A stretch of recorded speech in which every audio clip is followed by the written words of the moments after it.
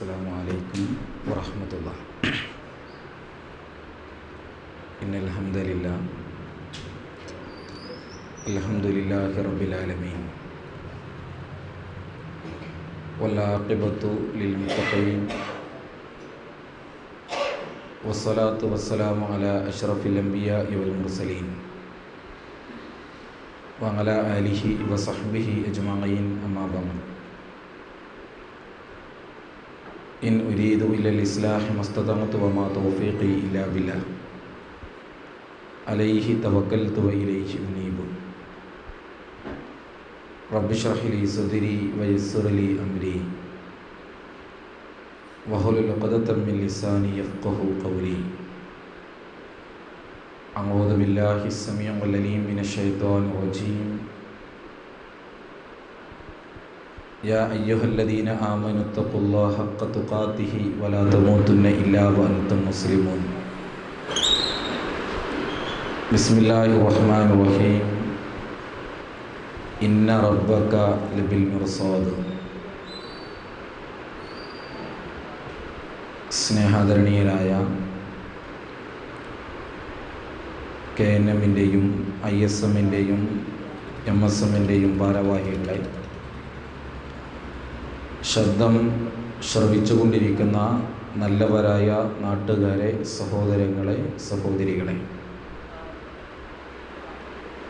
വിശുദ്ധ ഖുർആനും റസൂൽ കരീം സല്ലല്ലാഹു അലൈഹി വസല്ലമയുടെ സുന്നത്തും അനുസരിച്ച് ഈ ലോക ജീവിതത്തെ ക്രമീകരിച്ച് സഹിക്കാനാവാത്ത നരകശിക്ഷയിൽ നിന്ന് മോചനം നേടാനുള്ള സൽപ്രവർത്തനങ്ങളിൽ സജീവമാകണമേ എന്ന് സ്വയമെന്ന പോലെ ആമുഖമായി ഉണർത്തുകയാണ്, ഉത്ബോധിപ്പിക്കുകയാണ്. ആ നിലക്ക് മുത്തഖീങ്ങളായി ജീവിച്ചു മരിക്കാൻ പടച്ച റബ്ബ് നമുക്കേവർക്കും തൗഫീഖ് നൽകി അനുഗ്രഹിക്കുമാറാവട്ടെ. കേരളത്തിലെ നവോത്ഥാന യുവജന വിഭാഗമായ ISM മാസം തോറും നടത്തിവരുന്ന വ്യവസ്ഥാപിതമായ വിജ്ഞാന വേദിയിലാണ് നാം ഒരുമിച്ച് ചേർന്നിട്ടുള്ളത്. സദാചാരം ഇസ്ലാമിക വീക്ഷണത്തിൽ എന്നുള്ളതാണ് ഇന്ന് നമുക്ക് ചർച്ച ചെയ്യാനുള്ളത്. അത്യന്തം അപകടകരവും അതിലേറെ അതിതീക്ഷ്ണമായ അസ്തിത്വ പ്രതിസന്ധിയും നേരിട്ടുകൊണ്ടിരിക്കുന്ന ഒരു കാലഘട്ടത്തിലൂടെയാണ് ഞാനും നിങ്ങളും മുന്നോട്ട് പോയിക്കൊണ്ടിരിക്കുന്നത്. പത്രങ്ങളിലൂടെ നിരന്തരമായി വായിച്ചു കൊണ്ടിരിക്കുന്നതും ചാനലുകളിലൂടെ ചാകരയായി കേട്ടുകൊണ്ടിരിക്കുന്നതുമൊക്കെ മനസാക്ഷി ബോധമുള്ള ആളുകളെ കൊഞ്ഞനം കുത്തുന്ന വർത്തമാനങ്ങളാണ്. 4 വയസ്സുകാരിയായ പെൺകുട്ടിയെ തൻ്റെ മനസ്സിൻ്റെ ആഗ്രഹങ്ങൾക്ക് വേണ്ടി ഉപയോഗപ്പെടുത്തി വെട്ടി നുറുക്കി ചാക്കിലാക്കി കുറ്റിക്കാട്ടിലേക്ക് വലിച്ചെറിയുന്ന വാർത്ത കേൾക്കുന്നത് മലബാറിൻ്റെ പരിസരങ്ങളിൽ നിന്നാണ്. ഐഫോണും ഐപാഡും വാങ്ങിത്തരാത്തതിൻ്റെ പേരിൽ ഉമ്മയുടെ കഴുത്തറുക്കാൻ പണിപ്പെടുന്നതും ഈ മലബാറിൻ്റെ തീരങ്ങളിൽ നിന്നു തന്നെയാണ്. അവധിക്കാലത്ത് വീട്ടിൽ വന്ന് മയക്കുമരുന്നിന് വേണ്ടി പണം ചോദിക്കുന്ന മകൻ, ഇല്ല മോനെ, ഉമ്മ അത് നൽകാൻ തയ്യാറല്ല എന്ന് പറയുമ്പോൾ സുജൂദിൽ കടന്ന് പ്രാർത്ഥിക്കുന്ന ഉമ്മയുടെ തലക്ക് അടുക്കളയിൽ ചെന്ന് ചിരവയെടുത്തു കൊണ്ടുവന്ന് ആ ചിരവ കൊണ്ട് അടിച്ചു കൊലപ്പെടുത്തിയത് ഇന്ത്യയിലെ തന്നെ ഉന്നതമായ സ്ഥാപനത്തിൽ എഞ്ചിനീയറിംഗ് ബിരുദാനന്തര ബിരുദത്തിന് പഠിച്ചുകൊണ്ടിരിക്കുന്ന അർഷദ് എന്ന് പറയുന്ന വിദ്യാർത്ഥിയാണ് എന്നുള്ളതും ഞാൻ ഇതിലേക്ക് ചേർത്ത് വെക്കുകയാണ്. അറേബ്യൻ സാഹിത്യകാരൻ സൂചിപ്പിച്ചതുപോലെ അമാ വല്ലാഹി ലൗ കുന്നാ ഖുറൂദൻ ലമാ റദിയത് ലിഹാലത്തിനൽ ഖുറൂദ. മനുഷ്യന്മാരെ, നിങ്ങളെല്ലാവരും ഒരുമിച്ച് ചേർന്ന് കുരങ്ങുകളുടെ മുന്നിൽ ചെന്ന് ഞങ്ങൾ നിങ്ങളുടെ കൂടെ കൂടാൻ ആഗ്രഹിക്കുന്നു എന്ന് പറഞ്ഞാൽ കുരങ്ങ് സമൂഹം അതിനനുവദിക്കുകയില്ല. മിണ്ടാപ്രാണികളായ കുരങ്ങ് വർഗത്തെ പോലും നാണിപ്പിക്കുന്ന പ്രവർത്തനങ്ങളാണ് മനുഷ്യ സമൂഹത്തിൽ നിന്ന് ഉണ്ടായിക്കൊണ്ടിരിക്കുന്നത്. ലോകത്ത് മാനവമോചനത്തിൻ്റെ ദർശനമായ വിശുദ്ധ ഖുർആനും പഠിപ്പിച്ചു, കണ്ണ് നൽകിയിട്ട് ആ കണ്ണുകൊണ്ട് കാണേണ്ടത് കാണാത്ത, കാത് നൽകിയിട്ട് ആ കാതിലൂടെ സത്യത്തെയും അസത്യത്തെയും വേർതിരിച്ച് കേൾക്കാത്ത, സുന്ദരമായ മനസ്സ് നൽകിയിട്ട് ഹൃദയം നൽകിയിട്ട് ആ ഹൃദയം കൊണ്ട് ധർമാധർമ്മങ്ങളെ വ്യവച്ഛേദിച്ചു മനസ്സിലാക്കാൻ കഴിയാത്തവൻ, ഉലൈക കൽ അൻആം, അവൻ മൃഗങ്ങളെ പോലെയാണ്. അല്ല ബൽഹും അളല്ല്, ആ മൃഗങ്ങളെക്കാളും അധപ്പതിച്ച ജീവിതമാണ് അവൻ ഉള്ളത് എന്ന് വിശുദ്ധ ഖുർആൻ സൂചിപ്പിക്കുന്നത് നമുക്ക് കാണാൻ കഴിയും. ഇവിടെ അധാർമികതയുടെ, അശ്ലീലതയുടെ, ആഭാസങ്ങളുടെ, സദാചാര ഭ്രംശപരമായ പ്രവർത്തനങ്ങളുടെ പട്ടിക അത് നിരത്തി സാർവത്രികവൽക്കരിക്കുന്നതിൽ വലിയ അർത്ഥമൊന്നുമില്ല. എന്നെക്കാളേറെ കാലങ്ങളായി അധാർമിക പ്രവണതകളെ കണ്ട് പല സമയത്തും അത് കണ്ട് വ്യസനപ്പെടുന്ന പല ആളുകളും ഈ കൂട്ടത്തിലും ഉണ്ടായേക്കാം. ഇവിടെ പരിഹാര നിർദ്ദേശങ്ങൾ അന്വേഷിക്കാൻ നമുക്ക് സാധിക്കേണ്ടതുണ്ട്. ഒരു ഭാഗത്ത് സദാചാരം എന്ന് പറയുന്നതും സദാചാര വിരുദ്ധ സമരങ്ങൾ എന്ന് പറയുന്നതും സദാചാര പോലീസ് ചമയുന്നത് എന്നൊക്കെ പറഞ്ഞ് സദാചാരത്തെ വലിച്ചെറിയാൻ ശ്രമിച്ചുകൊണ്ടിരിക്കുന്ന ഒരു ഭാഗം ആളുകൾ ഉണ്ട് എന്ന് നമ്മൾ വിസ്മരിക്കരുത്. അവിടെ നിന്നുകൊണ്ടാണ് ധാർമ്മികപരമായ ഒരു സമൂഹത്തിൻ്റെ പുനഃസ്ഥാപനത്തിൻ്റെ മാർഗ വഴികളെക്കുറിച്ച് ഞാൻ നിങ്ങളും ചർച്ച ചെയ്യേണ്ടത്. ലോകത്ത് മനുഷ്യ സമൂഹം അനുഭവിക്കുന്ന പ്രശ്നസങ്കീർണമായ സാഹചര്യങ്ങൾക്ക് പരിഹാരം അന്വേഷിച്ചുകൊണ്ട് ഒട്ടനവധി പ്രത്യയശാസ്ത്രങ്ങൾ ലോകത്ത് കടന്നു വന്നിട്ടുണ്ട്. ലോകത്തിലെ പ്രബലമായ പ്രത്യയശാസ്ത്രം എന്ന് പറയുന്നത് മാർക്സിസമാണ്. ഒരുപക്ഷെ അതിൻ്റെ ഉപജ്ഞാതാവായ മാർക്സിന്റെ പോലും ജീവിതത്തിലേക്ക് മാർക്സിസത്തിന്റെ ആശയങ്ങൾ കടത്തിക്കൊണ്ടുവരാൻ കഴിയാതെ ഇന്നും ഗ്രന്ഥത്തിന്റെ താളുകളിൽ മാർക്സിസം കൂർക്കം വലിച്ച് കടന്നുറങ്ങുന്നുണ്ട്. ക്യാപിറ്റലിസത്തിന്റെയും മൂലധനത്തിന്റെയും പേര് പറഞ്ഞ് കടന്നു വന്ന് ലോകത്തൊരു രാഷ്ട്രീയ പാർട്ടി എന്നുള്ള നിലക്ക് ഒരുപാട് വിപ്ലവങ്ങൾ നടത്തിയിരിക്കാം. പക്ഷേ ധർമാധർമ്മങ്ങളെ വ്യവച്ഛേദിക്കുന്നിടത്ത് കമ്മ്യൂണിസത്തിനും പരാജയം സംഭവിച്ചിട്ടുണ്ട്. ഇറ്റലിയിലും ജർമ്മനിയിലുമായി ബെനിറ്റോ മുസോളിനിയുടെയും അഡോൾഫ് ഹിറ്റ്ലറുടെയും നേതൃത്വത്തിൽ വളർന്നു വന്ന നാസിസത്തിനും ഫാസിസത്തിനും ഇന്ത്യ രാജ്യത്തേക്ക് വ്യാപിച്ച നക്സലിസവും എക്സ്ട്രീമിസവും ഫണ്ടമെന്റലിസവും ഒക്കെ ഒരുപക്ഷെ വളർന്ന് പന്തലിച്ച് ഭീകരവാദത്തിന്റെ തീവ്രവാദത്തിന്റെ വഴിത്താരയിൽ മനുഷ്യന്റെ തലച്ചോറുകളെ ഭൂമിക്ക് വളങ്ങളായി സംവിധാനിച്ചു എന്നതിലപ്പുറത്ത് അവർക്കും സദാചാരപരമായ ഒരു സമൂഹത്തെ വളർത്തിക്കൊണ്ടുവരാൻ കഴിഞ്ഞില്ല. പരസ്യ പലകയിലെ നഗ്ന ചിത്രങ്ങളായി സ്ത്രീ സമൂഹത്തെ അധപ്പതിപ്പിച്ചു എന്നതിലപ്പുറത്ത് ഒരു നന്മയും ലോകത്തിന് മുന്നിൽ കൊണ്ടുവരാൻ ഫെമിനിസത്തിന്റെ വക്താക്കൾക്കും സാധിക്കാതെ പോയിട്ടുണ്ട്. സയൻസ് ഈസ് മൈ റിലീജിയൻ, ശാസ്ത്രമാണ് എൻ്റെ മതം എന്ന് പറഞ്ഞ് വില്യം നീഷയെ പോലുള്ള ആളുകൾ ഹ്യൂമനിസത്തിന്റെ വക്താക്കളായി ലോകത്ത് വന്നു. ശാസ്ത്രത്തിന്റെ സമവാക്യങ്ങൾ ഉപയോഗിച്ച് ശാസ്ത്രീയ കണ്ടുപിടുത്തത്തിന്റെ മേഖലകളിൽ അമ്പരചുംബികളായി വളരാൻ കഴിയാം.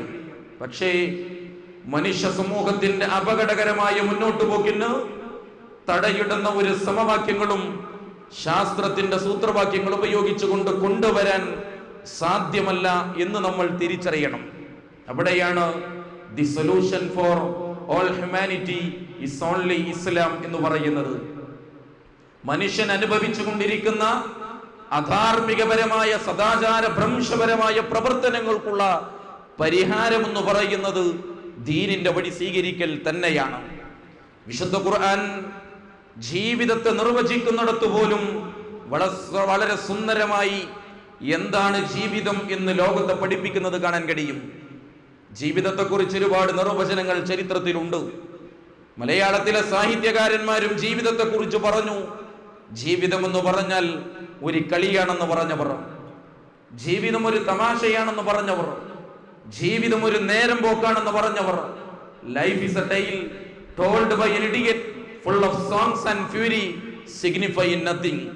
ജീവിതം എന്ന് പറഞ്ഞാൽ ഒരു വിഡ്ഢി പറഞ്ഞ കടങ്കഥയാണത്രേ. കേവലം ശബ്ദ കോലാഹലങ്ങളും അതനുസരിച്ചുള്ള പ്രവർത്തനങ്ങളും മാത്രമാണ് ജീവിതം എന്ന് പറയുന്ന നാടക തറവാട്ടിലെ കുലപതിയായ ശല്യെ പോലുള്ള ആളുകൾക്ക് ജീവിതം എന്തെന്നറിയില്ല. Sleep is sweet, death is sweeter and never to be born is sweetest. ഉറക്കം മധുരമാണ്, മരണം മാധുര്യമേറിയതാണ്. ഈ ലോകത്ത് ജനിക്കാതിരിക്കുക എന്ന് പറഞ്ഞാൽ അതാണ് നല്ലത് എന്ന് പറയുന്ന ശാസ്ത്ര തറവാട്ടിലെയും സാഹിത്യ തറവാട്ടിലെയും കുലപതികൾക്കും ജീവിതം എന്ത് എന്നറിയാതെ പോയിട്ടുണ്ട്. ഇവിടെ ജീവിതം ഒരു കളിയാണെന്ന് ചിന്തിച്ചു, ജീവിതം ഒരു തമാശയാണെന്ന് ബോധ്യപ്പെട്ട്, ജീവിതം ഒരു നേരം പോക്കാണ് എന്ന് മനസ്സിലാക്കി 4-5 പോക്കറ്റുകളുള്ള പാന്റും മൃഗത്തിന്റെ ഫോട്ടോയുള്ള ടീഷർട്ടും കയ്യിൽ പിടിക്കാൻ ഒരു മൊബൈൽ ഫോണും നെക്കി കളിക്കാൻ ഒരു ലാപ്ടോപ്പും ചവച്ചരക്കാൻ ഒരു ചൂയിങ്കവും പുകച്ചു കളയാൻ ഒരു സിഗരറ്റും കയ്യിൽ പിടിക്കാൻ ഒരു റമ്മിന്റെ കുപ്പിയുടെയും അകമ്പടിയോടുകൂടി 4 കാലിൽ കണ്ണ് ചുമന്ന് നുരയും പതയും പുറത്തേക്ക് വന്ന് മൃഗങ്ങളെ പോലും നാണിക്കുമാറ് വീട്ടിൽ കടന്നു വന്ന് വാതിൽ തുറക്കാൻ ഉമ്മയോട് ആവശ്യപ്പെടുമ്പോ അരുതെന്ന് പറയാൻ ഉമ്മക്ക് സാധിക്കാതെ പോകും.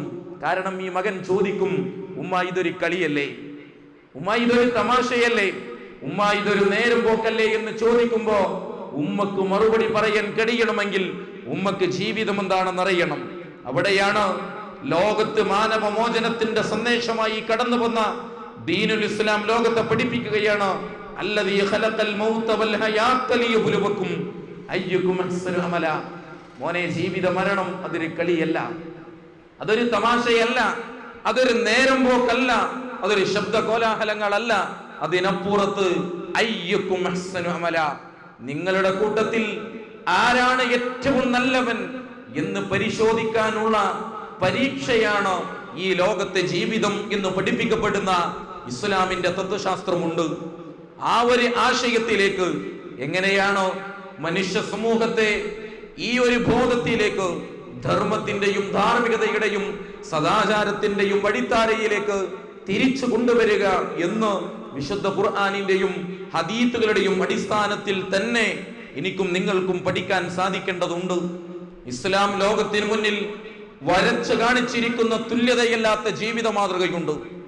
ആ മാതൃകകളെ സ്വീകരിച്ചുകൊണ്ട് 14 നൂറ്റാണ്ട് മുമ്പ് റസൂലുള്ളാഹി സ്വല്ലല്ലാഹു അലൈഹി വസല്ലമ വിശുദ്ധ ഖുർആനിന്റെ ആയത്തുകൾ വഴി നമ്മെ പഠിപ്പിച്ച ഏതെങ്കിലും ഒരു നന്മ ഇന്ന് കാലഘട്ടത്തിന് യോജിച്ചതല്ല, ഇന്നത്തെ സാഹചര്യത്തിൽ അതൊരു തിന്മയാണോ എന്ന് പറയേണ്ട സാഹചര്യമില്ല. ഇലാ യൗമിൽ ഖിയാമ, ഖിയാമത്ത് നാൾ വരെ അങ്ങനെയൊന്നില്ല.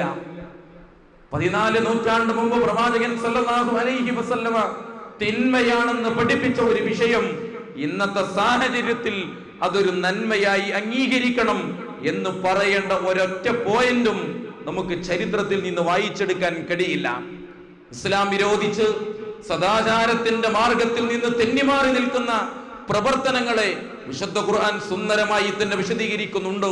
ഖുൽ, പ്രവാചകരെ നിങ്ങൾ പറഞ്ഞേക്കുക, ഇന്നമാ ഹറമ റബ്ബി, എന്റെ റബ്ബ് ഹറാമാക്കിയിട്ടുള്ളത്, എന്റെ റബ്ബ് വിരോധിച്ചിട്ടുള്ള പ്രവർത്തനങ്ങൾ അൽ ഫവാഹിഷ മാ ളഹറ മിൻഹാ വമാ ബതൻ, പ്രത്യക്ഷമായ പരോക്ഷമായ രൂപത്തിലുള്ള തിന്മകൾ, നീചവൃത്തികൾ, അത് ഏതൊക്കെയാണോ മുഴുവൻ നീചവൃത്തികളെയും, അത് പരസ്യമായി ചെയ്യുന്നതാകാം, രഹസ്യമായി ആരാരുമില്ലാത്ത സമയത്ത് റൂമിന്റെ അകത്തളങ്ങളിൽ വെച്ച് ചെയ്യുന്നതാകാം, എല്ലാ നീചവൃത്തികളും ഇസ്ലാം നിരോധിച്ചിരിക്കുന്നു.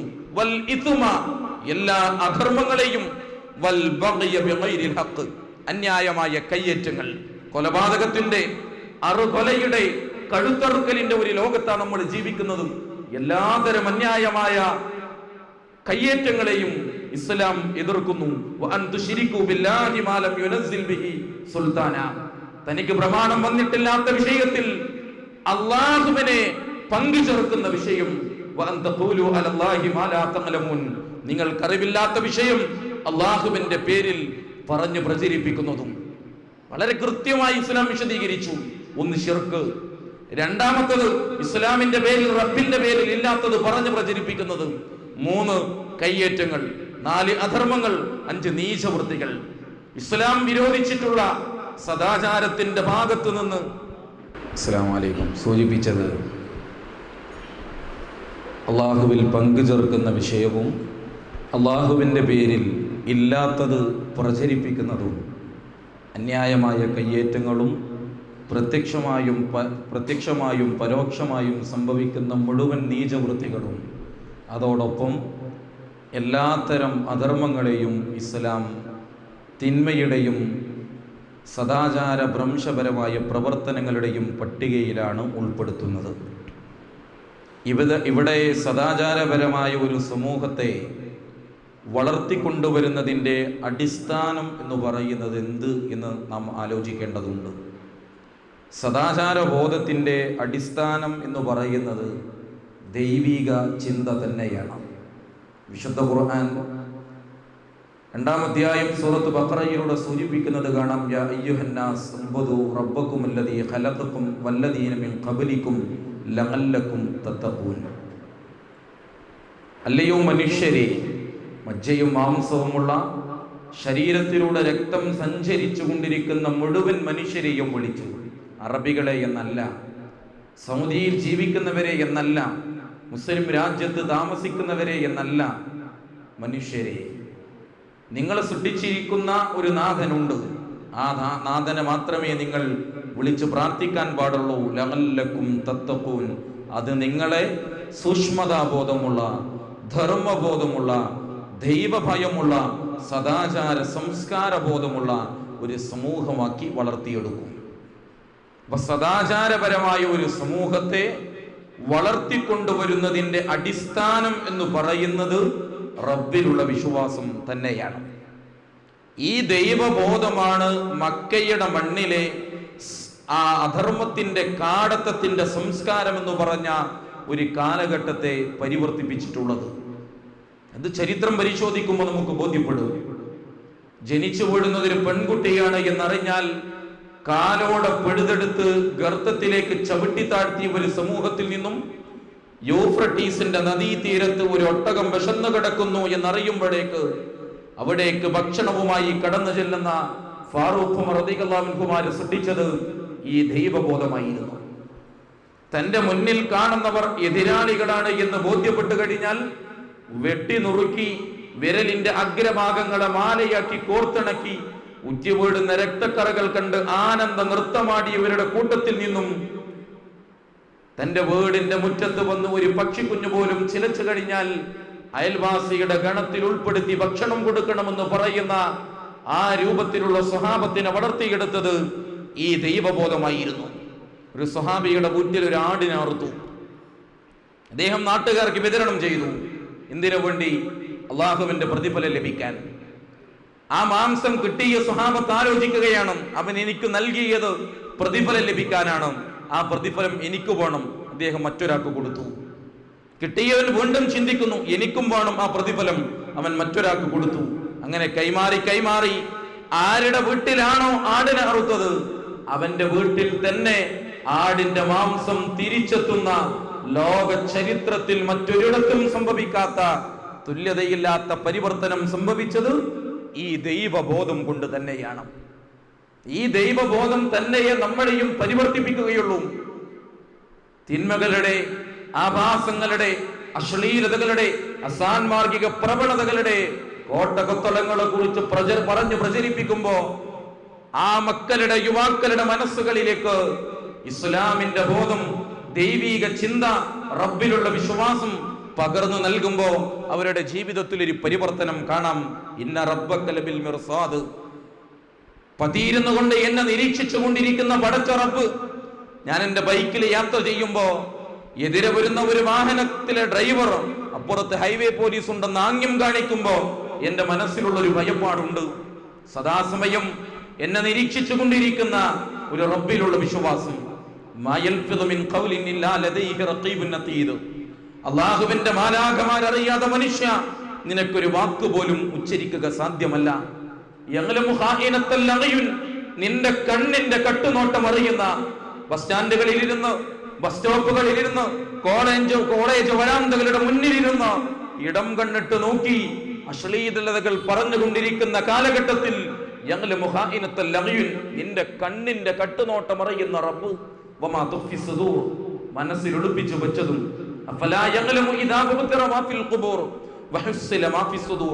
നിന്നെ ഖബറുകളിൽ നിന്ന് ഇളക്കി മറിച്ച് പുറത്ത് കൊണ്ടുവന്ന് നിന്റെ നെഞ്ചകം പുലർത്തി വെക്കുന്ന ഒരു ദിവസം. ഞാൻ എന്റെ റൂമിൽ ഇരുന്ന് വികാരപ്പെട്ടത്, ചിന്തിച്ചത്, ആലോചിച്ചത്, മോഹിച്ചത് എല്ലാം തുറന്നു വെക്കപ്പെടുന്ന ഒരു ദിവസമുണ്ട്. യാ ബുനയ്യ ഇന്നഹാ ഇൻ തകും മിത്ഖാല ഹബ്ബത്തിൻ മിൻ ഖർദലിൻ വതകും ഫീ സഖറത്തിൻ ഔ ഫിസ് സമാവാതി ഔ ഫിൽ അർളി യഅതി ബിഹാ അല്ലാഹ്. പൊന്നുമോനെ, നീ ചെയ്യുന്നത് ആകാശഭൂമികളിൽ എവിടെയെങ്കിലും വെച്ച്, ഒരു പാറക്കെട്ടിനുള്ളിൽ വെച്ച് കടുകുമണിയുടെ വലിപ്പമുള്ളതാണ് മോനെ നീ ചെയ്യുന്നത്. ശരി, യഅതി ബിഹാ അല്ലാഹ്, അല്ലാഹു അത് കൊണ്ടുവരും. പടച്ച റബ്ബറിയാതെ ഈ ലോകത്തൊരു ചലനം പോലും സംഭവിക്കില്ല എന്ന് ബോധ്യപ്പെടേണ്ടവരാണ് നമ്മൾ. തീർന്നില്ല. ഇദാ സുൽസിലത്തിൽ അർദു സിൽസാലഹാ വഅഖറജത്തിൽ അർദു അത്ഖാലഹാ വഖാലൽ ഇൻസാനു മാലഹാ. ഭൂമിയെ കിടുകിട ഉറക്കുന്നു. ഭൂമി വിറക്കുന്ന സമയത്ത് ഭൂമിയുടെ അകത്തളങ്ങളിലെ മാഗ്മയും ലാവയുമാകുന്ന തീക്കണങ്ങൾ പുറത്തേക്ക് തെറിക്കുകയാണ്. നെട്ടോട്ട് ഓടുന്ന മനുഷ്യൻ പരസ്പരം അങ്ങോട്ടും ഇങ്ങോട്ടും ചോദിക്കുന്നു, മാലഹ, എന്താണ് ഈ ഭൂമിക്ക് പറ്റിപ്പോയിട്ടുള്ളത്? യൗമഇദിൻ തുഹദ്ദിഥു അഖ്ബാറഹാ. അന്നേ ദിവസം ഭൂമി സംസാരിക്കാൻ തുടങ്ങും. പരസ്പരം മനുഷ്യർ മറുപടി പറയുന്നില്ല. അവിടെ മറുപടി പറയുന്നത് ഭൂമിയാണ്. റസൂൽ കരീം സല്ലല്ലാഹു അലൈഹി വസല്ലമ ഈ ആയത്ത് ഓതിയിട്ട് സ്വഹാബത്തിനോട് ചോദിച്ചു, മാ അഖ്ബാറുഹാ, എന്താണ് ഭൂമിയുടെ വർത്തമാനം എന്ന് നിങ്ങൾക്കറിയുമോ? സ്വഹാബത്തിന്റെ മറുപടി, അല്ലാഹു വറസൂലുഹു അഅലം, അല്ലാഹുവിനും അവന്റെ പ്രവാചകനും അറിയാം. റസൂൽ കരീം സല്ലല്ലാഹു അലൈഹി വസല്ലമ വിശദീകരിച്ചു, ഒരു മനുഷ്യൻ ഇന്ന പ്രവർത്തനം ഇന്ന സ്ഥലത്ത് വെച്ച് ഇന്ന ആളുകളുടെ സാന്നിധ്യത്തിൽ ചെയ്തിട്ടുണ്ട് എന്ന് നാളെ പരലോകത്ത് വെച്ച് ഭൂമി സാക്ഷി പറയും. ഭൂമി സാക്ഷി പറയുമ്പോ അവന്റെ കൈകൾ അതിനുവേണ്ടി ആ വിഷയത്തിൽ ഭൂമിക്ക് വേണ്ടി വാദിക്കും. അർജുലഹും, അവന്റെ കാലുകൾ അതിനെ സപ്പോർട്ട് ചെയ്യും. ഇന്ന സമഅ വൽ ബസറ വൽ ഫുആദ കുല്ലു ഉലൈക കാന അൻഹു മസ്ഊല. ശരീരത്തിലെ ഓരോ അവയവങ്ങളും റബ്ബിനോട് മറുപടി പറയേണ്ടതുണ്ട്. ഇങ്ങനെ റബ്ബറിയാതെ ഒരു പ്രവർത്തനം ചെയ്യാൻ കഴിയില്ല എന്നും, അതോടൊപ്പം ഭൂമി ലോകത്ത് എനിക്കെതിരെ സാക്ഷി പറയാൻ ഒരുപാട് വസ്തുക്കളുണ്ട് എന്നും തിരിച്ചറിയുമ്പോ പ്രിയപ്പെട്ടവരെ, നമ്മുടെ ജീവിതത്തിൽ മാറ്റം വരൂലേ? നമ്മുടെ ജീവിതത്തിൽ തിന്മയുടെ ഭാഗതയും സൃഷ്ടിക്കപ്പെടാതെ നന്മയുടെ വഴിത്താരയിൽ മുന്നോട്ട് പോകാൻ നമുക്ക് സാധിക്കുകയില്ലേ? വിശുദ്ധ ഖുർആൻ പരിശോധിക്കുമ്പോ, വിശുദ്ധ ഖുർആനിന്റെ ആയത്തുകളിലൂടെ കടന്നു ചെല്ലുമ്പോ ധാർമ്മികപരമായ ഒരു സമൂഹത്തെ വളർത്തിയെടുക്കാൻ ഒരുപാട് ചിന്തകൾ വിശുദ്ധ ഖുർആൻ സൂചിപ്പിക്കുന്നത് കാണാം. യാ അയ്യുഹല്ലദീന ആമനു ഇത്തഖുല്ലാഹ്, അല്ലയോ വിശ്വാസികളെ, നിങ്ങൾ അല്ലാഹുവിനെ സൂക്ഷിക്കണമെന്ന് പറഞ്ഞ് വിശുദ്ധ ഖുർആനിൽ സൂചിപ്പിച്ച മുഴുവനായത്തുകളും മനുഷ്യ ജീവിതത്തിൽ പ്രയോഗവൽക്കരിക്കുന്നതാണ്.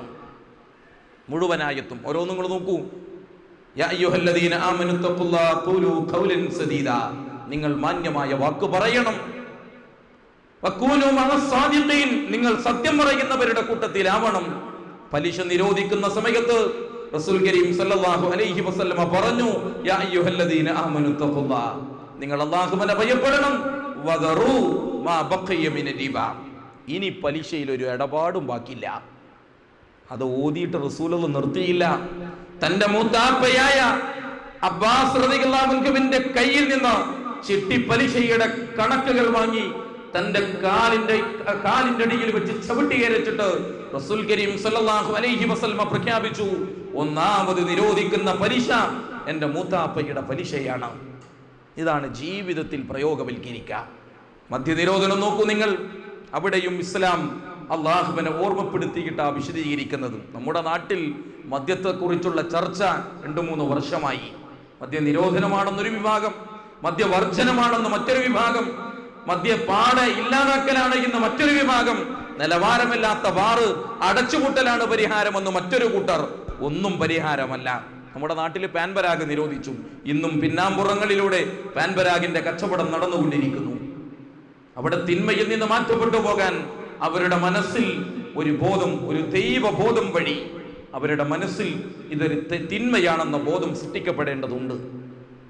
കള്ളുഷാപ്പിന്റെ മുന്നിലൂടെ അബ്കാരി കോൺട്രാക്ടറായ ഹോൾസെയിൽ റീറ്റെയിൽ മദ്യത്തിന്റെ ഉടമയായ അബൂദൽഹ റളിയല്ലാഹു അൻഹുവിന്റെ കള്ളുഷാപ്പിന്റെ മുന്നിലൂടെ ഒരു പിഞ്ചു ബാലൻ നടന്നു പോകുന്നു. എന്നിട്ട് ആ കുട്ടി പറയുന്നുണ്ട്, ഫഹൽ അൻതും മുൻതഹുൻ, നിങ്ങൾക്കിതൊന്ന് നിർത്തിക്കൂടെ, നിങ്ങൾക്കിതൊന്ന് നിർത്തിക്കൂടെ എന്ന് ചോദിക്കുമ്പോ അബൂദൽഹ റളിയല്ലാഹു അൻഹു മേശയുടെ വലിപ്പ് തുറന്ന് കിട്ടാനുള്ള പണത്തെ കുറിച്ച് ആലോചിച്ചിട്ടില്ല. അട്ടിവെച്ച മദ്യത്തിന്റെ വീപ്പകൾ നോക്കി എല്ലാം നഷ്ടമാകുമല്ലോ എന്ന് പരിതപിച്ചില്ല. അദ്ദേഹം പ്രഖ്യാപിച്ചു, ഇൻതഹീനായ റസൂലുള്ളാഹ്, റസൂലെ നിർത്തി. ഒരായത്ത് വഴി മദ്യം നിർത്തണമെന്ന് പറഞ്ഞപ്പോ നിർത്താൻ തയ്യാറായി. മദ്യം കയ്യിൽ പിടിച്ചവർ ദൂരേക്ക് വലിച്ചെറിഞ്ഞു, വായിലൊഴിച്ചവർ തുപ്പിക്കളഞ്ഞു, വയറ്റിലെത്തിയവർ ഛർദ്ദിച്ചുകൊണ്ട് പുറത്തേക്ക് കളയുന്നു. ഇതാണ് ദൈവബോധത്തിന്റെ പരിവർത്തനം എന്ന് പറയുന്നത്. മദ്യത്തിന്റെ വീപ്പകൾ തച്ചുടച്ചു കളഞ്ഞു. തെരുവീതികളിലൂടെ മദ്യം ഒലിച്ചുപോയി. ഒരു സ്വഹാബിയുടെ വീടിന്റെ മുറ്റത്ത് ഒരൽപ്പം മദ്യം, ഒരു കുഴിയിൽ അല്പം മദ്യം. 2-3 ദിവസം കഴിഞ്ഞപ്പോ ആ കുഴിയിൽ നിന്നൊരു പുല്ല് മുളച്ചു പൊന്തി. ആ പുല്ല് തന്റെ വീട്ടിലെ ആട് ഭക്ഷിച്ചപ്പോ ആടിന്റെ കയറും പിടിച്ച് റസൂൽ കരീം സല്ലല്ലാഹു അലൈഹി വസല്ലമയുടെ അടുക്കൽ വന്നിട്ട് പറയുന്നു, പ്രവാചകരെ, മദ്യം ഒലിച്ചു പോയ സ്ഥലത്തൊരു കുഴി ഉണ്ടായിരുന്നു.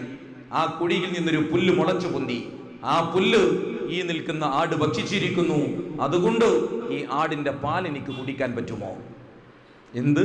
മദ്യം ഒലിച്ചു പോയ സ്ഥലത്തുണ്ടായ പുല്ല് ഭക്ഷിച്ച ആടിന്റെ പാല് എനിക്ക് കുടിക്കാൻ പറ്റുമോ എന്ന് ചിന്തിക്കുമാറ് അവരുടെ ജീവിതത്തിൽ പരിവർത്തനമുണ്ടായി.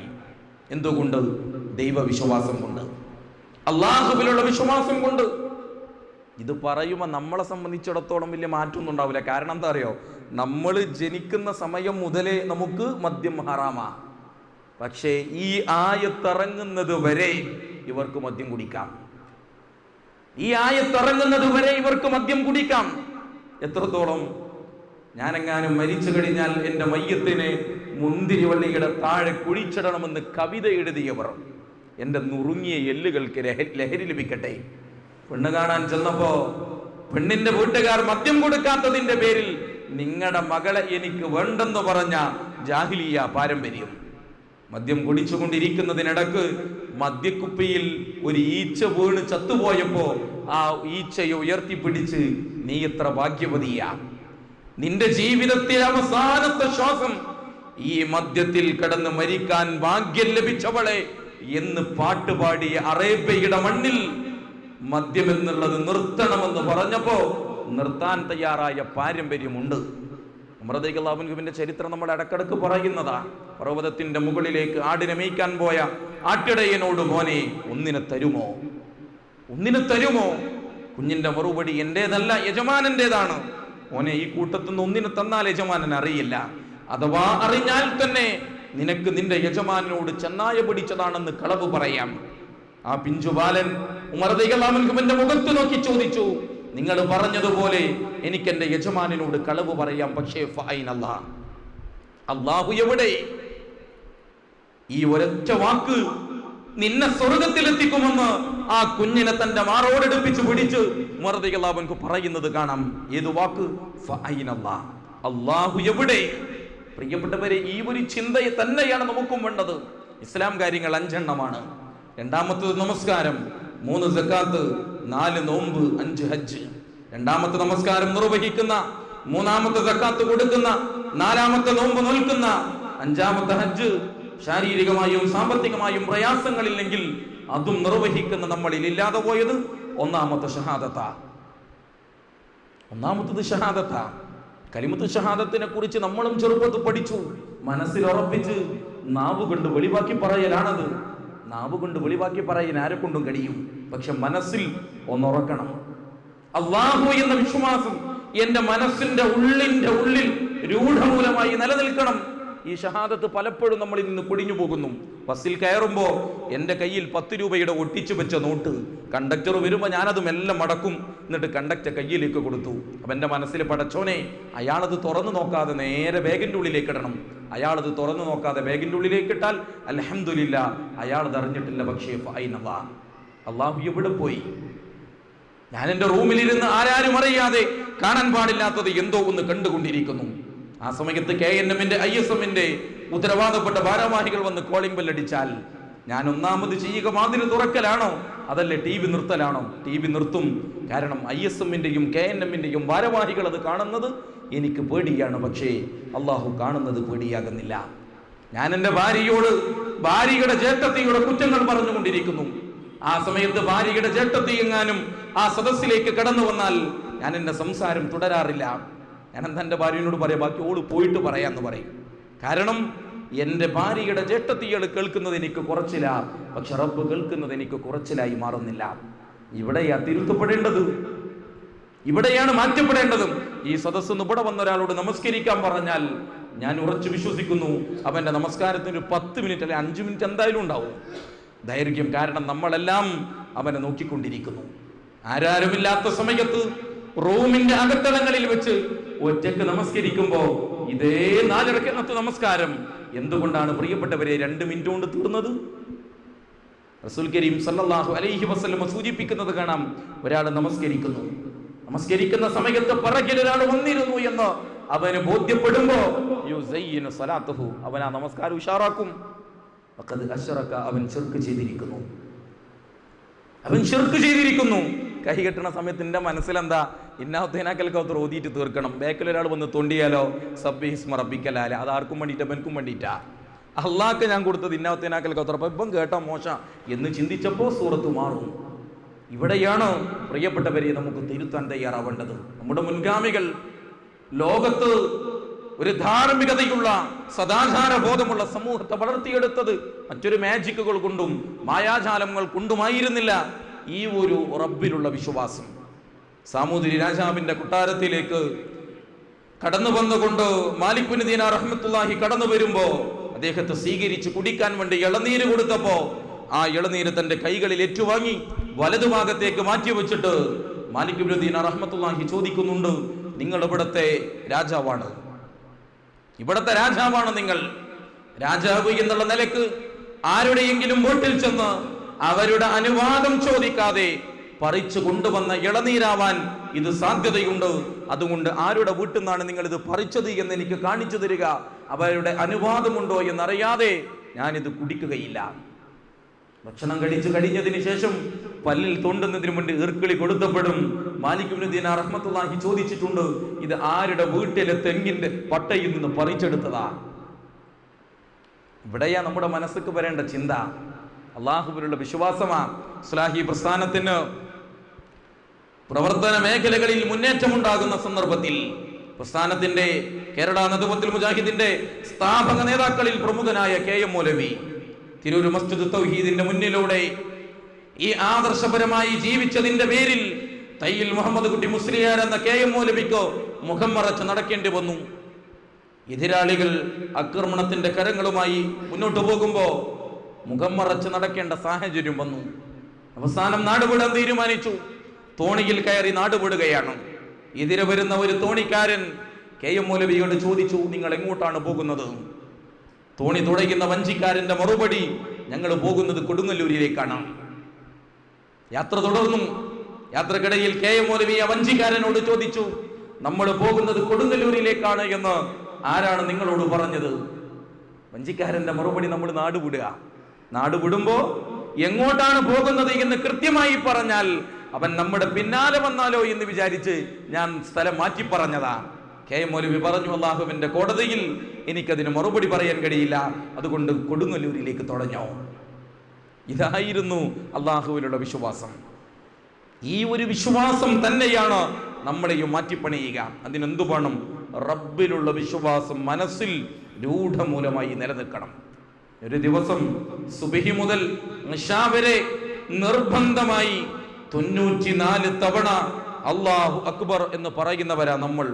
94 തവണ. അല്ലാഹുവേ, നീയാ വലുത്, നിന്നെക്കാളും വലുതായിട്ടൊന്നുമില്ല. ഈ ലോകത്ത് എനിക്കേറ്റവും പ്രിയപ്പെട്ടത്, എനിക്കേറ്റവും വേണ്ടപ്പെട്ടത് നാഥാ നീ തന്നെയാണെന്ന് പ്രഖ്യാപിക്കുന്ന ആളുകളാ നമ്മൾ. ഞാൻ എൻ്റെ കോളേജിലെ കുട്ടികളുടെ കൂടെ ടൂറ് പോയി. അപ്പം ടൂറ് പോയപ്പോൾ എൻ്റെ തൊട്ടത്തിരിക്കുന്ന ഒരു വിദ്യാർത്ഥി കുറെ ഇങ്ങനെ സംസാരിക്കുന്നതിനിടയിൽ എന്നോട് പറഞ്ഞു, സാറേ താടി നിരക്കാൻ തുടങ്ങിയിട്ടോ. ഞാൻ മെല്ലെ ഇങ്ങനെ കണ്ണാടിൻ്റെ അടുത്ത് ചെന്നിട്ട് ആ താടിയിട്ട് പറിച്ചിട്ടു. കാരണം ചെറിയ പ്രായം ഇപ്പം തന്നെ നിരക്കണ്ടെന്ന് വിചാരിച്ചിട്ട്. പക്ഷെ രാത്രിയിൽ കിടന്നുറങ്ങുമ്പോൾ എന്നോട് എൻ്റെ മനസ്സ് പറഞ്ഞു, എടോ നിന്റെ താടിയിലെ ഒരു രോമം നിരക്കുമ്പോ ആ രോമത്തിനോട് നിരക്കരുതെന്ന് പറയാൻ ഒരധികാരവും ഇല്ലല്ലോ നിനക്ക്. എൻ്റെ ശരീരത്തിലെ ഒരു രോമം എൻ്റെ നിയന്ത്രണത്തിലല്ല. ആകാശമുട്ട പാറിപ്പറക്കാം, സമുദ്രത്തിന്റെ ആഴക്കടലുകളിലൂടെ നീന്തിക്കളിക്കാം, പക്ഷേ എന്റെയും നിങ്ങളുടെയും ജീവൻ നമ്മുടെ നിയന്ത്രണത്തിലല്ല. ഞാനും നിങ്ങളും നമ്മുടെ കണ്ണ് ആവർത്തിച്ച് ചിമ്മിക്കൊണ്ടിരിക്കും. എന്തിനാ? കണ്ണിന്റെ കാഴ്ചശക്തി നിലനിൽക്കണമെങ്കിൽ കണ്ണിനൊരു ദ്രാവകാവസ്ഥ വരണം. ആ ദ്രാവകാവസ്ഥക്ക് വേണ്ടി ആ കണ്ണ് ചിമ്മുന്നത്. ഇത് അള്ളാഹുവിന്റെ നിയന്ത്രണത്തിലാ. ഇന്ന് രാത്രി വീട്ടിലെത്തുമ്പോ ടി വിയിൽ ഒരു വാർത്ത, 11 മണിക്ക് ശേഷം വായു ഓക്സിജനില്ല. എന്താ ചെയ്യാ? അൽമാസ് ഹോസ്പിറ്റലിൽ പോയിട്ട് ഒരു ഓക്സിജൻ സിലിണ്ടർ കൊണ്ടുവരണം. 11 മണിക്കൊന്ന് വലിച്ചു, അടുത്ത അലാറപ്പെടാ 11:01.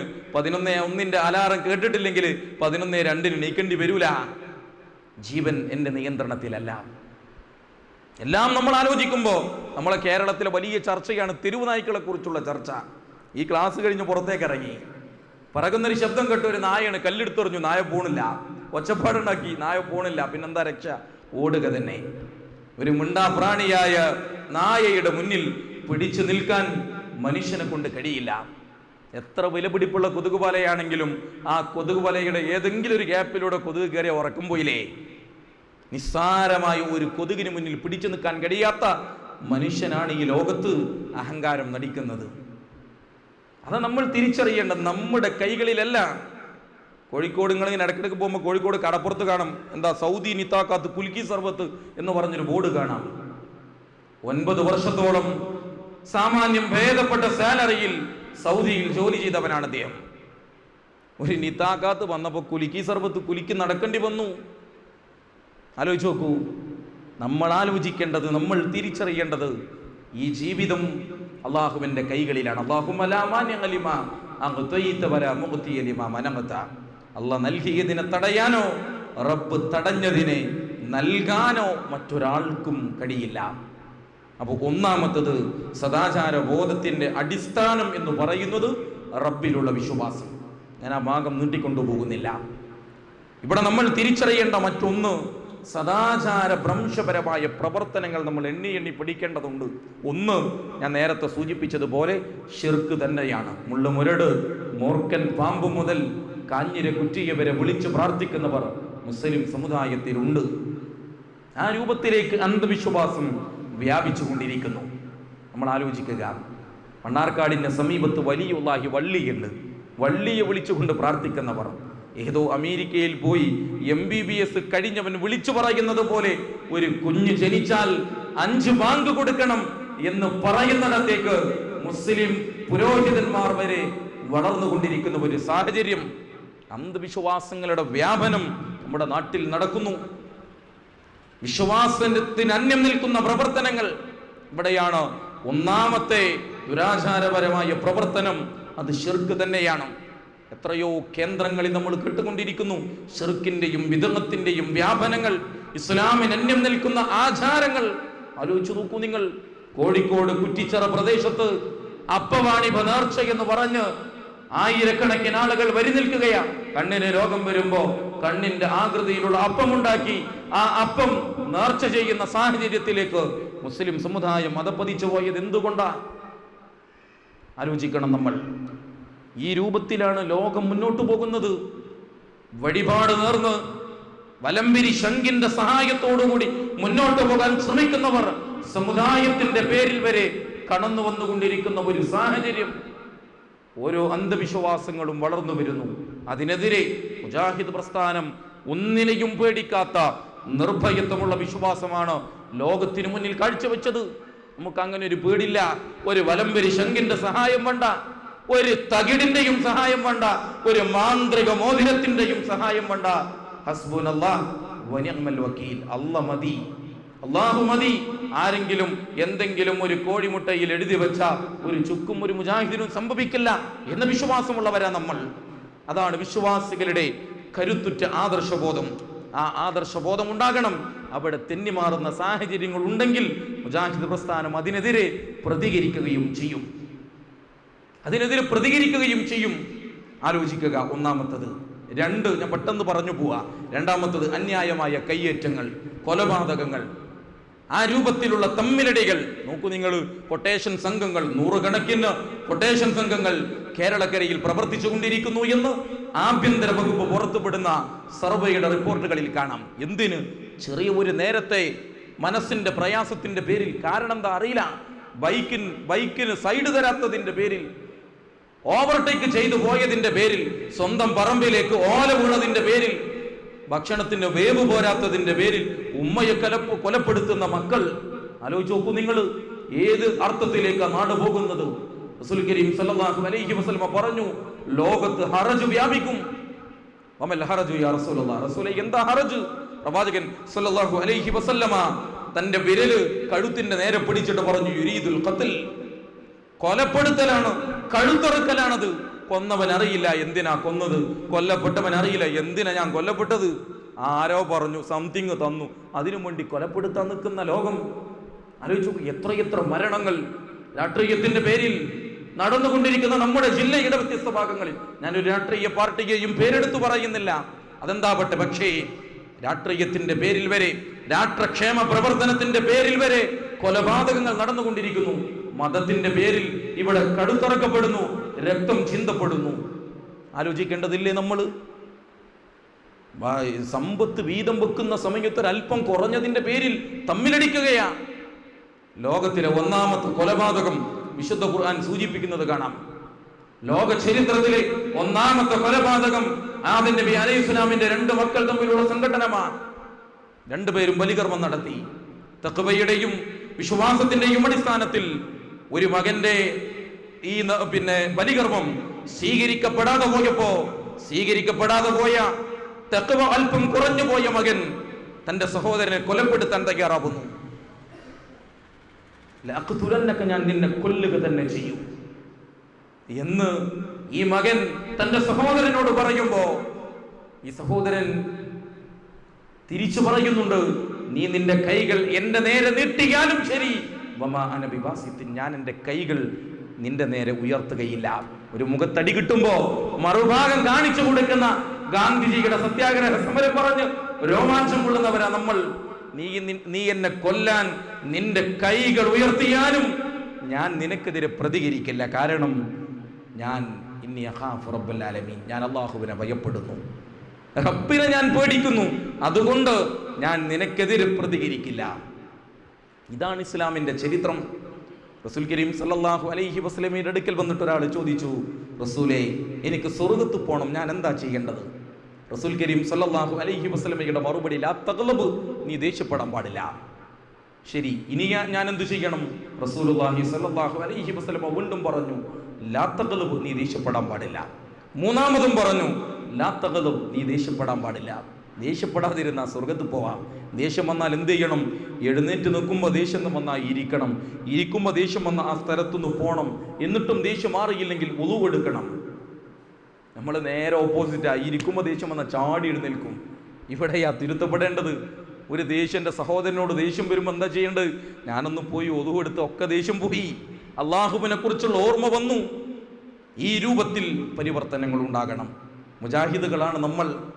മുജാഹിദുകൾ എന്നുള്ള നിലക്ക് നെഞ്ചത്ത് കൈവച്ച് നമസ്കരിക്കുന്ന വിഷയത്തിൽ വാദപ്രതിവാദം നടത്തിയവരാ നമ്മൾ.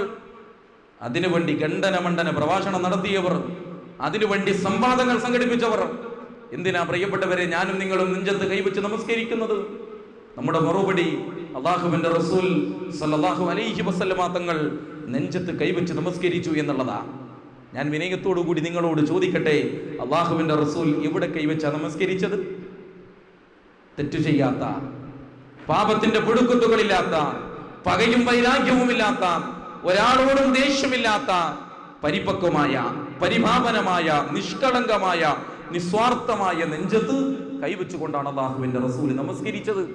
അങ്ങനെയൊരു നെഞ്ചത്ത് കൈവച്ച് നമസ്കരിക്കുമ്പോഴല്ലേ ആ ചര്യയെ പൂർത്തീകരിക്കാൻ നമുക്കും സാധിക്കുന്നത്? ആ ഒരു ബോധം നമുക്കുണ്ടാകണം. രണ്ടാമത്തത്. 3, ഇന്നത്തെ ഏറ്റവും വലിയ അസാൻമാർഗികതയുടെ കേന്ദ്രമെന്ന് പറയുന്നത് സ്ത്രീ സമൂഹത്തിന് നേരെയുള്ള തിന്മയാർന്ന പ്രവണതകളാണ്. വിസ്മരിക്കാൻ കഴിയില്ല. റസൂലുള്ളാഹി സ്വല്ലല്ലാഹു അലൈഹി വസല്ലമ പറഞ്ഞു, ഒരു കാലഘട്ടം വരും, ഹിമ്മത്തുഹും ബുതൂനുഹും വശറഫുഹും മതാഉഹും വഖിബലതുഹും നിസാഉഹും. അന്നത്തെ സാഹചര്യത്തിൽ അവരുടെ മനസ്സിന്റെ ആഗ്രഹം വയറ് നിറക്കലാവും. വശറഫുഹും മതാഉഹും, വിഭവശേഖരണമാണ് അവർ മാന്യത കൽപ്പിക്കുന്നത്.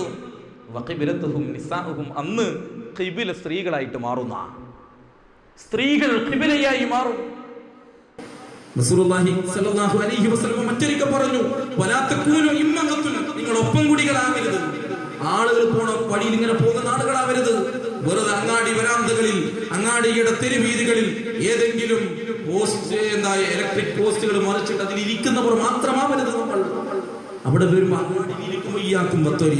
അങ്ങാടിയോടുള്ള ബാധ്യത, വഴിയോടുള്ള ബാധ്യത നിങ്ങൾ നിർവഹിക്കണം. എന്താണ് റസൂലേ വഴിയോടുള്ള ബാധ്യത? ഒന്നാമത്തത് കണ്ണ് താഴ്ത്തണം, രണ്ടാമത്തത് ആവശ്യത്തിന് സംസാരിക്കണം. ആലോചിച്ചു നോക്കൂ, അങ്ങാടിയിൽ ഇരുന്ന് പോണ ആളുകളൊക്കെ ഇങ്ങനെ നോക്കി കമന്റ് അടിക്കല എന്നത്തെ വലിയ വിഷയം.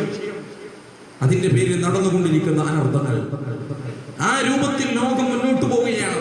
നമ്മുടെ ഈ സദാചാരം എന്ന വിഷയം, എനിക്ക് തോന്നുന്നു ISM സംസ്ഥാന സമിതി ഈ വിഷയം തെരഞ്ഞെടുക്കാനുള്ള സാന്ദർഭികമായ സാഹചര്യം എന്ന് പറയുന്നത് മറൈൻ ഡ്രൈവിന്റെ തീരത്ത് ചുംബിക്കാൻ പോയവർ, ചുംബന സമരം നടത്താൻ പോയവർ, കോഴിക്കോട് പ്രബലമായ ക്യാമ്പസിൽ ആൺകുട്ടികളും പെൺകുട്ടികളും ഒരുമിച്ചിരുത്തണമെന്ന് സമരം നടത്തിയ മഫ്തയിട്ട പെൺകുട്ടികൾ. അങ്ങനെ ഒരു സാഹചര്യത്തിലാണ് ഈ വിഷയം ഇവിടെ പ്രസക്തമാകുന്നത്. അപ്പോൾ അവർ പറഞ്ഞു, ആ പെൺകുട്ടികൾ ആവോളം സമരം നടത്തിയിട്ട് ആ ക്യാമ്പസിൽ വെച്ച് പറഞ്ഞു, ഇവിടെ സ്ത്രീ പുരുഷ വിവേചനമാണ്, സ്ത്രീ പുരുഷ അസമത്വമാണ് ഇവിടെ നടന്നുകൊണ്ടിരിക്കുന്നത്. എന്താ രണ്ടുപേർ ഒരുമിച്ചിരുന്നാൽ സംഭവിക്കുക എന്ന് ചോദിച്ചവരുണ്ട്. ഞാൻ വിനയത്തോടുകൂടി അവരോട് തിരിച്ചു പറയട്ടെ, ഇവിടെ ലിംഗവിവേചനമല്ല, ലിംഗപരമായ അസമത്വങ്ങളല്ല, ലിംഗപരമായ വ്യത്യസ്തതകൾ ഉൾക്കൊള്ളലാണ്. ആണ് വേറെയാണ്, പെണ്ണ് വേറെയാണ് എന്ന ലിംഗപരമായ വ്യത്യസ്തതകൾ ഉൾക്കൊള്ളണം. ഇസ്ലാം പെണ്ണിനെ 6-ാം നൂറ്റാണ്ടിലെ പഴഞ്ചനായി മൂലയിൽ ഇരിക്കണമെന്ന് പഠിപ്പിച്ചിട്ടില്ല. പെണ്ണിന് ഇസ്ലാം പദവി നൽകി. ഉമ്മയുടെ കാലിന്റെ ചുവട്ടിലാ സ്വർഗം, വാപ്പാന്റെ കാലിന്റെ ചുവട്ടിലല്ല. ഉമ്മക്ക് പരിഗണന കൊടുത്തു. ഒന്നാമത് ബന്ധം വേണ്ടത് ഉമ്മയോട്, 2 ഉമ്മയോട്, 3 ഉമ്മയോട്. ഇസ്ലാം സ്ത്രീയെ അംഗീകരിക്കുകയും ആദരിക്കുകയും ചെയ്തു. ഈ രൂപത്തിൽ തെറ്റിദ്ധരിപ്പിക്കുന്ന സാഹചര്യങ്ങള് ഇസ്ലാമുമായി ബന്ധമില്ല. എന്താവട്ടെ, നമ്മളെ സംബന്ധിച്ചിടത്തോളം ഇവിടെ സ്ത്രീകൾ വിൽപ്പന ചരക്കാക്കി മാറ്റപ്പെടുന്ന സാഹചര്യമുണ്ട്.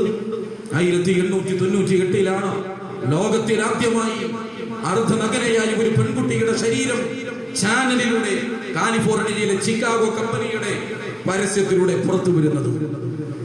1898 നിന്ന് 1998 ദൂരം എന്ന് പറയുന്നത് കൃത്യം 100 വർഷമാണ്. 1998 അമേരിക്കൻ ഇൻസ്റ്റിറ്റ്യൂട്ട് ഓഫ് സൈക്കാട്രിയുടെ ഡയറക്ടർ എഴുതിയ പുസ്തകത്തിന്റെ പേര് ഫാദർലെസ് അമേരിക്ക എന്നാണ്. പിതാവാരെന്നറിയാത്ത അമേരിക്ക, നമ്മുടെ ഭാഷയിൽ പറഞ്ഞ തന്തയാരെന്നറിയാത്ത അമേരിക്ക. അന്ന് അമേരിക്കയിൽ 300 കോടിയോളം വരുന്ന മക്കൾക്ക് വാപ്പയാരെന്നറിയില്ല. 100 കൊല്ലം കൊണ്ട് ഈ അശ്ലീലതയുടെ, ഈ ആഭാസതരങ്ങൾ അമേരിക്കൻ സമൂഹത്തിന് നൽകിയത് വാപ്പയാരെന്നറിയാത്ത 300 കോടിയോളം വരുന്ന മക്കളെ ജനിപ്പിച്ചു എന്നുള്ളതാണ്. ഈ രൂപത്തിൽ പിതാവാരെന്നറിയാത്ത മക്കൾ ജനിപ്പിക്കപ്പെടുന്ന അപകടകരമായ അശ്ലീല ചുവയുള്ള സിനിമകളും സീരിയലുകളും വ്യാപിച്ചുകൊണ്ടിരിക്കുമ്പോ അതിന്റെ പിന്നാലെ മഗ്‌രിബ് നമസ്കാരത്തിന്റെ സുന്ദരമായ, വളരെ ശ്രദ്ധേയമായ റഹ്മത്തിന്റെ മാലാഖമ വീട്ടിൽ വരേണ്ട സാഹചര്യത്തിൽ ഇത്തരം ആഭാസങ്ങളുടെ പിന്നാലെ പോകുന്ന കുടുംബങ്ങൾ അവിടെ തിരുത്തപ്പെടണം. കാണേണ്ടതേ കാണാവൂ. കണ്ണ് നൽകിയത് കാണാൻ മാത്രമല്ല, ചിലത് കാണാതിരിക്കാൻ കൂടിയാണ്. കണ്ണ് നൽകിയത് കാണാൻ മാത്രമല്ല, ചിലത് കാണാതിരിക്കാൻ കൂടിയാണ്. ആ ബോധമുണ്ടാകണം. ബാങ്ക് കൊടുക്കുമ്പോ 5 ഭക്ത പള്ളിയിൽ പോയി നമസ്കരിക്കുന്ന കൂടെ തന്നെ അവന്റെ മനസ്സിലുണ്ടാകേണ്ട വല്ലാത്ത ഒരു ഈമാൻ, ആ നമസ്കാരം കഴിഞ്ഞ് ഇടതുകാല് വെച്ച് തിന്മയുള്ള ലോകത്തേക്ക് ഇറങ്ങുമ്പോ കണ്ണിന് ഇമ്പമേകുന്ന അശ്ലീലമായ ഒരു പോസ്റ്റർ കാണുമ്പോ അങ്ങോട്ട് നോക്കാതിരിക്കാൻ ഒരു വല്ലാത്ത ഈമാൻ മനസ്സിൽ വേണം. ഒരു വല്ലാത്ത ഈമാൻ മനസ്സിൽ വേണം. ആ ഓർമ്മ വേണ്ട പ്രിയപ്പെട്ടവരെ. പ്രണയം എന്നുള്ളത് അത് വ്യാപിച്ചുകൊണ്ടിരിക്കുന്നു. അതൊരു വിഷയമല്ല. ആപ്പാക്കും പ്രശ്നമല്ല, ഉമ്മാക്കും പ്രശ്നമില്ല. എന്നാപ്പം നമ്മക്കിപ്പോ തിരക്ക് നടക്കണ്ടല്ലോ. ആലോചിച്ച് നോക്കും, ന്യായമാണത്. അങ്ങനെ ഈ ഒരു കാലഘട്ടത്തിലാ ലോകം മുന്നോട്ട് പോകുന്നത്. പ്രണയത്തെ പ്രോത്സാഹിപ്പിച്ച ലോക ചരിത്രത്തിലെ ഏക മതദർശനം അത് ദീനുൽ ഇസ്ലാം മാത്രമാണ്. പക്ഷേ ആ പ്രണയം ആരംഭിക്കേണ്ടത് വിവാഹ ജീവിതത്തിന് ശേഷമായിരിക്കണം. ആ പ്രണയം ആരംഭിക്കേണ്ടത് വിവാഹ ജീവിതത്തിന് ശേഷമായിരിക്കണം.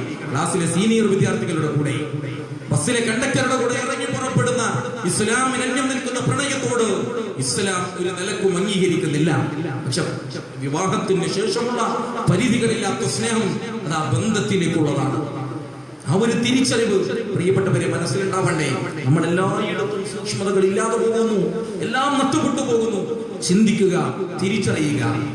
നമുക്ക് പണ്ടൊക്കെ ഒരു അന്യ പെണ്ണും അന്യ പുരുഷനും എന്നൊക്കെ പറയുമ്പോൾ ആ രംഗത്ത് പോലും ഉണ്ടായിരുന്ന സൂക്ഷ്മതാ ബോധം. ഇപ്പൊ ഞാൻ എന്റെ നാട്ടിൽ ഇപ്പൊ അടുത്തൊരാള് തെങ്ങുമ്പ കയറുന്ന ഒരാള് നേരെ അടുക്കളയിലേക്കാണ് കയറി ചെന്നത്. ഫയർഫോഴ്സ് ഒക്കെ വന്ന് കയറുന്ന പോലെ. അപ്പൊ ഞാൻ ചോദിച്ചു, എന്താ നിങ്ങൾ ഇങ്ങനെയൊക്കെ എന്തായാലും നിങ്ങൾ കുടുംബക്കാർ ബന്ധമുള്ള ആളല്ലല്ലോ. അപ്പൊ അവരെ വീട്ടുകാരെ മറുപടി എന്താ, ഞാൻ മൂക്കൊൽപ്പിച്ച് നടക്കുന്ന കാലം മുതൽ ഇവിടെ വരാറുണ്ട്. അതൊരു ന്യായം? ഒരു വീട്ടിലേക്ക് കടന്നു വരേണ്ടത് എങ്ങനെയാണ് എന്ന് അനുവാദം ചോദിച്ചിട്ടേ വരാമൂ എന്ന് അള്ളാഹുവിന്റെ റസൂൽ സല്ലല്ലാഹു അലൈഹി വസല്ലം ഒരു നിയമം വെച്ചിട്ടുണ്ടെങ്കിൽ എത്ര മുത്തഖിയായിരുന്നാലും ശരി, ആ നിയമം അംഗീകരിക്കാതിരിക്കാൻ കഴിയില്ല. അങ്ങനെ വന്നാൽ, അത് അംഗീകരിക്കാത്ത സാഹചര്യം വന്നാൽ ഛിദ്രതകൾ വർദ്ധിക്കുന്നു. ഗുജറാത്തിൽ നടന്ന ഒരു മീറ്റിംഗിനെതിരെ സോഷ്യൽ മീഡിയകളിൽ, ഫേസ്ബുക്കുകളിലും വാട്സപ്പുകളിലും തോരാതെ പ്രതികരിച്ചവർ, അവിടെ നടന്ന മീറ്റിംഗിൽ മർത്തയിടാൻ അനുവദിക്കാത്ത സാഹചര്യങ്ങൾ ഉണ്ടായത് പ്രതിഷേധിക്കപ്പെടേണ്ടതാണ്. ഒരു നിലക്കും അത് അംഗീകരിക്കാൻ കഴിയില്ല എന്ന് ഉറപ്പിച്ചുകൊണ്ട് തന്നെ ഞാൻ പറയട്ടെ, നമ്മൾ മാതൃകയാവേണ്ടതില്ലേ? നമ്മൾ മാതൃകയാവേണ്ടതില്ലേ? കല്യാണത്തിന് അന്നൊരു ഓഫറും ഇല്ല ധരിക്കാതിരിക്കാൻ. അങ്ങനെ ഓഫർ ഉണ്ടോ? എന്റെ ഒരു വിദ്യാർത്ഥിനിയുടെ കല്യാണത്തിന് അവളെ വാപ്പന്നെ വിളിച്ചു, എന്നോട് പറഞ്ഞു, നിക്കാഹ് നിങ്ങൾ വരണം. എനിക്ക് 110% ഉറപ്പാണ് അവള് മഫ്ത ധരിക്കൂല. കാരണം കോളേജിൽ വരുമ്പോൾ തന്നെ മഫ്ത ധരിക്കാറില്ല. ഞാൻ വാപ്പാനോട് പറഞ്ഞു, അവൾ മഫ്ത ധരിക്കുമെന്ന് ഉറപ്പുണ്ടെങ്കിൽ ഞാൻ വരാം. വാപ്പനോട് പറഞ്ഞു, അപ്പൊ നമ്മളിങ്ങനെ തീരുമാനിക്കാതെ ഓരോ വീട്ടുകാർ കൊണ്ടുവരണല്ലേ. ഞാൻ പാന്റും ഷർട്ടും കൊണ്ട് നമ്മൾ ഇടാൻ വയ്ക്കുമോ? അങ്ങനെ മുമ്പിൽ കുറെ നേരം ഇങ്ങനെ ആലോചിച്ചിട്ട് പറഞ്ഞു, തൽക്കാലം നിങ്ങൾ വരണ്ടെന്ന് പറഞ്ഞു. കാരണം വാപ്പക്ക് ഉറപ്പില്ല ഈ രൂപത്തിലാണ് മുന്നോട്ട് പോകുന്നത്. ചിന്തിച്ചു നോക്കുക നിങ്ങൾ. സാന്ദർഭികമായി ചേർത്തു വെക്കട്ടെ, ഇന്ന് ആഭാസത്തിന്റെ കേന്ദ്രമായി കല്യാണത്തിന്റെ വീടുകൾ മാറിക്കൊണ്ടിരിക്കുന്നു എന്നുള്ളത് വിസ്മരിക്കാൻ കഴിയില്ല. ഞാൻ ഇന്നലെ ഒരു കല്യാണത്തിൽ പങ്കെടുത്തു. 3:40 പുതിയാപ്പിളിന്റെ കൂടെ നമ്മൾ പോയപ്പോ പുതിയാപ്പിളിന്റെ കൂടെ പോയതാ. 3:40 ആ വീട്ടിലെങ്കിലും എത്തിയപ്പോ ഞാൻ അവനോട് ചോദിച്ചു, ബാങ്ക് കൊടുത്തുട്ടോ, അസ്ർ നമസ്കരിച്ചിരുന്നോ? ഇല്ല. നിങ്ങൾ ആലോചിച്ചപ്പോ നാട്ടുകാരൊക്കെ ഓനും വേണ്ടിട്ട് ബാറക്കഥ ചൊല്ലിപ്പോന്നതാ. അവന്റെ നിർബന്ധമായ നമസ്കാരം പോലും നിർവഹിക്കുന്നില്ല. ഞാനിത് സൂചിപ്പിച്ചത്, നിങ്ങളുടെ മക്കളുടെ കല്യാണത്തിന്, നമ്മുടെ വീട്ടിലെ കല്യാണത്തിന് ഞാൻ ഉറപ്പിച്ചു പറയുന്നു, 90% പുതിയാപ്പിളമാരും പുതിയമാരും കല്യാണത്തിന് അന്ന് നമസ്കരിക്കാറില്ല. ഞാൻ എന്റെ നാട്ടിലൊരു ക്ലാസ്സിൽ വിഷയം പറഞ്ഞു. എന്നിട്ട് ആ ക്ലാസ്സിലുണ്ടായിരുന്ന ഒരു കുട്ടി ഓന്റെ കല്യാണത്തിന് 12:30 മണിക്ക് ബാങ്ക് കൊടുത്തപ്പോ പള്ളിയിൽ പോയി. നിസ്കാരം കഴിഞ്ഞ് തിരിച്ചു വന്ന് പോലെ വാപ്പനോടെ ചൂടായി. ഇവിടെ എല്ലാവരും വന്ന് അണ്ണ നോക്കുമ്പോൾ ഈ പള്ളിക്ക് പോയതാണ്. ആലോചിച്ച് നോക്കൂ, ഈ രൂപത്തിലാണ് നമ്മൾ കാണുന്നത്. നിക്കാഹ് കർമ്മം എന്ന് പറയുന്നത് ഒരാളുടെ ഈമാൻ പൂർത്തീകരിക്കപ്പെടുന്ന വേദിയാണ്. വിശ്വാസം പൂർത്തീകരിക്കപ്പെടുന്ന വേദി. ഈമാൻ പൂർത്തീകരിക്കപ്പെടുന്ന വേദികളിൽ പടക്കം പൊട്ടിക്കലുകൾ, ഈമാൻ പൂർത്തീകരിക്കപ്പെടുന്ന വേദികളിൽ ഏതൊക്കെ വെടിമരുന്ന് പ്രയോഗം, ഈമാൻ പൂർത്തീകരിക്കപ്പെടുന്ന വേദിയിൽ JCBയുടെ കൈകളിൽ ആണും പെണ്ണും ഒരുമിച്ചിരിക്കുന്ന ചിത്രങ്ങൾ വരുന്നു. എന്തേ നമുക്ക് തന്റെ ഇടമില്ലാതെ പോകുന്നത്? പ്രതികരിക്കാൻ കഴിയേണ്ടതുണ്ട്. നമ്മുടെ മക്കൾ, മോനെ ഇതുകൂടെ നടക്കൂല, വാപ്പ സമ്മതിക്കില്ല എന്ന് പറയാൻ കഴിയണം നമുക്ക്. ആ രൂപത്തിലേക്ക് കടന്നു വരിക. ഈ വിഷയം മറ്റൊന്ന് സൈബർ മേഖലകളാണ്. ഇന്നത്തെ ഏറ്റവും വലിയ പ്രയാസകരമായ ഒരു അവസ്ഥയാണിത്. യുവാക്കളൊക്കെ എവിടെ അറിയില്ല, യുവാക്കളൊന്നും കിട്ടാനില്ല. കേരളത്തിന്റെ കവി പാട്ടുപാടി, നാട്ടിലില്ല, വീട്ടിലില്ല, നാലാൾ കൂടുന്നിടത്ത് നിലവിലില്ല, കല്യാണ വീട്ടിൽ നിറ സാന്നിധ്യമില്ല, മരണ വീട്ടിൽ മഹാമൗനത്തിലില്ല, പാർട്ടിയിലില്ല, ജാഥയിലില്ല, വായനശാലയുടെ പരിസരത്തൊന്നുമില്ല. യുവാവേ, നീ എവിടെയാണ്? അപ്പൊ യുവാക്കൾ തിരിച്ചും പാടി, വാട്സപ്പിൽ ഉണ്ട്, ഫേസ്ബുക്കിൽ ഉണ്ട്, നെക്കി കളിക്കാൻ ട്വിറ്ററിലുമുണ്ട്, വൈഫൈ ഉള്ളിടത്തെല്ലാം ഞങ്ങളുണ്ടെന്ന് അവർ ആവർത്തിച്ചു പറഞ്ഞു. ഇവരൊക്കെ കല്യാണത്തിലില്ല, മരിച്ചു കൊടുത്തില്ല, ആളുകൾ വേണ്ടിടത്തില്ല, സംഘടനാ പ്രവർത്തനത്തിലില്ല, പള്ളിയിലില്ല, വാട്സപ്പും ഫേസ്ബുക്കും വൈഫൈ ഉള്ളിടത്തൊക്കെ വരുന്നുണ്ട്. ഈ രൂപത്തിലാണ് പോകുന്നത്. സ്ട്രോക്ക് സംഭവിച്ച വാപ്പയുമായി മെഡിക്കൽ കോളേജിലേക്ക് പോകുന്ന സമയത്ത് വാപ്പ സ്ട്രോക്ക് സംഭവിച്ച് തളർന്നു കിടക്ക, റോഡ് സൈഡിൽ അതാ ഒരു സുഹൃത്ത് രക്തം മാർന്നൊലിച്ച് കിടക്കുന്ന ബോധമില്ലാത്ത സഹോദരനെ കണ്ടപ്പോ മകൻ ഇറങ്ങിനാ, വാപ്പയെ മറന്ന് മകൻ ഇറങ്ങി, ഫോൺ എടുത്തു, ഈ രക്തത്തിൽ കുതിർന്ന് കിടക്കുന്ന യുവാവിന്റെ അടുത്ത് പോയിട്ട് സെൽഫി എടുത്ത് ഫേസ്ബുക്കിലിട്ടു. എന്നിട്ട് അതിന്റെ താഴെ അലം നജ്അൽ ലഹു ഐനൈൻ, 2 കണ്ണുണ്ടായിട്ട് നിങ്ങൾക്ക് കണ്ടുകൂടെ എന്ന്. ഇവൻ കണ്ടോ? ഒരു വേണമെങ്കിൽ ഈ സഹോദരനെ കൂട്ടിയിട്ട് മെഡിക്കൽ കോളേജിലേക്ക് പോകാമായിരുന്നു. പാപ്പയെ അഡ്മിറ്റ് ചെയ്തു. വീണ്ടും അവൻ ഫേസ്ബുക്കിൽ കയറി 113 മെസ്സേജുകൾ. അവൻ പറഞ്ഞു, ഞാൻ കൃതാർത്ഥനായി, 113 ആളുകൾ ഇത് കണ്ടല്ലോ എന്നാണ്. ആ സഹോദരൻ അപ്പോഴും അവിടെ ചോര വാർന്നിച്ച് കിടക്കുക. ഇതാ ഇന്നത്തെ ഫേസ്ബുക്കിന്റെ വാട്സപ്പിന്റെ ലോകം. ഇതൊന്നും വേണ്ട, 6-ാം നൂറ്റാണ്ടിലേക്ക് തിരിഞ്ഞു പോകണം എന്ന് ഞാൻ ഈ പറയുന്നതിന് അർത്ഥമില്ല. പക്ഷേ എങ്ങനെ ഉപയോഗിക്കണമെന്നറിയണം. നമുക്ക് എങ്ങനെ ഉപയോഗിക്കണമെന്നറിയണം. വരുന്നതൊക്കെ ഫോർവേഡ് ചെയ്യാം. എന്താണെന്നറിയോ? അറിയില്ല, ആരോ പറഞ്ഞു, എവിടുന്നോ കിട്ടി, എന്താ ഒന്നും അറിയില്ല. എത്രയെത്ര അനർത്ഥങ്ങൾ. ഞാനിപ്പോ ഇന്നലെ എന്റെ ഫോണിൽ ഇങ്ങനെ വന്നപ്പോ ഞാൻ വെറുതെ ഇങ്ങനെ ഇടയ്ക്കിങ്ങനെ വരുന്ന നമ്പറിൽ ഞാൻ വിളിച്ചു നോക്കും. ഓരോരുത്തർ ഇങ്ങനെ കുട്ടിയെ കാണാനില്ല. അപ്പൊ ഞാൻ ഇന്നലെ ഒരു നമ്പർ വിളിച്ചു നോക്കിയപ്പോ ആ കുട്ടിയെ കിട്ടിയിട്ട് 3 അയക്കണത്. അതിപ്പോഴും ഇങ്ങനെ അയച്ചുകൊണ്ടിരിക്കുക. നിങ്ങൾ ഇടയ്ക്ക് വരുമ്പോൾ നിങ്ങൾ വിളിച്ചു നോക്കണം, ഇടയ്ക്കിടയ്ക്ക് ഫോൺ. അങ്ങനെ ചിലപ്പോൾ ഉണ്ടാവുകയില്ല, അത് തമാശ കറക്കിയതാ. ഇതെല്ലാം നിരന്തരമായി കൈമാറിക്കൊണ്ടിരിക്കുന്നു. ഒരു വിഷുവില്ല, എല്ലാവരും ചുണ്ണാമ്പ് തോണ്ടണമാതിരി തോണ്ടി നടക്കുക. ഉമ്മയെ അറിയില്ല, മക്കൾ അറിയില്ല. എവിടെ ചെന്നാലും തന്നെ പണി. എല്ലാവരും തലങ്ങനെ ഒട്ടകപ്പക്ഷി തലങ്ങനെ താഴ്ത്തി നിൽക്കണമാതിരി ഇങ്ങനെ നിൽക്കുക. ഞാൻ ഇപ്പൊ തമാശക്ക് കൊടുത്തൊരു സാധനം കണ്ടു. അങ്ങനെ ഒരു വീട്ടിൽ വല്യമ്മ മക്കളെ വിളിച്ചത്ര മക്കൾ ആരെങ്കിലും വന്നിട്ട് കുറച്ച് വെള്ളം തരുമോ? ആരും വരുന്നില്ല എന്നാ. അവസാനം വല്യമ്മ അങ്ങനെ വലത് ഭാഗത്തേക്ക് ചെരിഞ്ഞിടന്നപ്പോ ജനൽമേൽ ഒരു ഫോണുണ്ട്. ഫോൺ എടുത്തിട്ട് വാട്സപ്പിലിട്ട് മക്കളെ വെള്ളം കൊണ്ടുവച്ചു 4 ഭാഗത്തുനിന്ന് മക്കളോട് വന്നു. കാരണം എല്ലാവരും ഇതിന്റെ ഉള്ളിലാ. ആ രൂപത്തിലാണ് ലോകം മുന്നോട്ട് പോകുന്നത്. അവിടെ ആരെങ്കിലും എന്തെങ്കിലുമൊക്കെ ഒന്ന് അയച്ചു തന്നാല് അതാണ് ഫോർവേഡ് ചെയ്യാനുള്ളവരല്ല, അന്വേഷിച്ച് മനസ്സിലാക്കി നിജസ്ഥിതി അറിയേണ്ടതുണ്ട് നമുക്ക്. അപ്പൊ നമ്മൾ ആ വിഷയം വളരെ ഗൗരവത്തോടു കൂടി ശ്രദ്ധിക്കണം. പ്രത്യേകിച്ചും യുവാക്കളായ ആളുകൾ. ഞാൻ പറഞ്ഞല്ലോ നേരത്തെ പാട്ട് ഇങ്ങനെ എനിക്ക് ആലോചിച്ചപ്പോൾ വളരെ ഹൃദ്യമായി തോന്നി. ആ കേരളത്തിൽ ആ കവി പാടിയ പാട്ടുകൾ അയച്ചു. പണ്ടൊക്കെ മരിച്ചു കൊടുത്ത് പന്തല് വലിച്ചു കെട്ടാനും അവിടെ കാര്യങ്ങൾ ചെയ്യാനും വെള്ളം കൊണ്ടുവന്ന് വെക്കാനൊക്കെ യുവാക്കൾ ഒക്കെ ഇപ്പൊ വയസ്സന്മാരാ. എല്ലാം നിങ്ങൾ ആലോചിച്ചു. പള്ളി കഴുകാനൊക്കെ യുവാക്കൾ വളരെ സജീവമായി ഹൗദി കഴുകാൻ പല്ലുന്ന ഹൗദില്ല. അതുകൊണ്ട് ആ രൂപത്തിലാ. എല്ലാം ആലോചിച്ചു. നമ്മുടെ അവിടെ ഒന്നും ആളുകളില്ല. കല്യാണ വീട്ടിലൊക്കെ എല്ലാവരും സജീവപ്പ എല്ലാവർക്കും ഒരാളെ ഏൽപ്പിച്ച കാറ്ററിംഗ് ടീമിലാണ് ഏൽപ്പിച്ച ഒക്കെ ഒരേ ഇപ്പോഴും. പണ്ടൊക്കെ നമ്മളെ വീട്ടിൽ കാറ്ററിംഗിന് ആരെങ്കിലും വരിക, നമ്മളെ നാട്ടിലെ യുവാക്കളൊക്കെ കൂടി ചെയ്യലാ. എവിടെയില്ല വായനശാല പുസ്തകം എടുക്കില്ല. പള്ളിയിലുണ്ടോ? ഇല്ല, എവിടെയും കാണില്ല.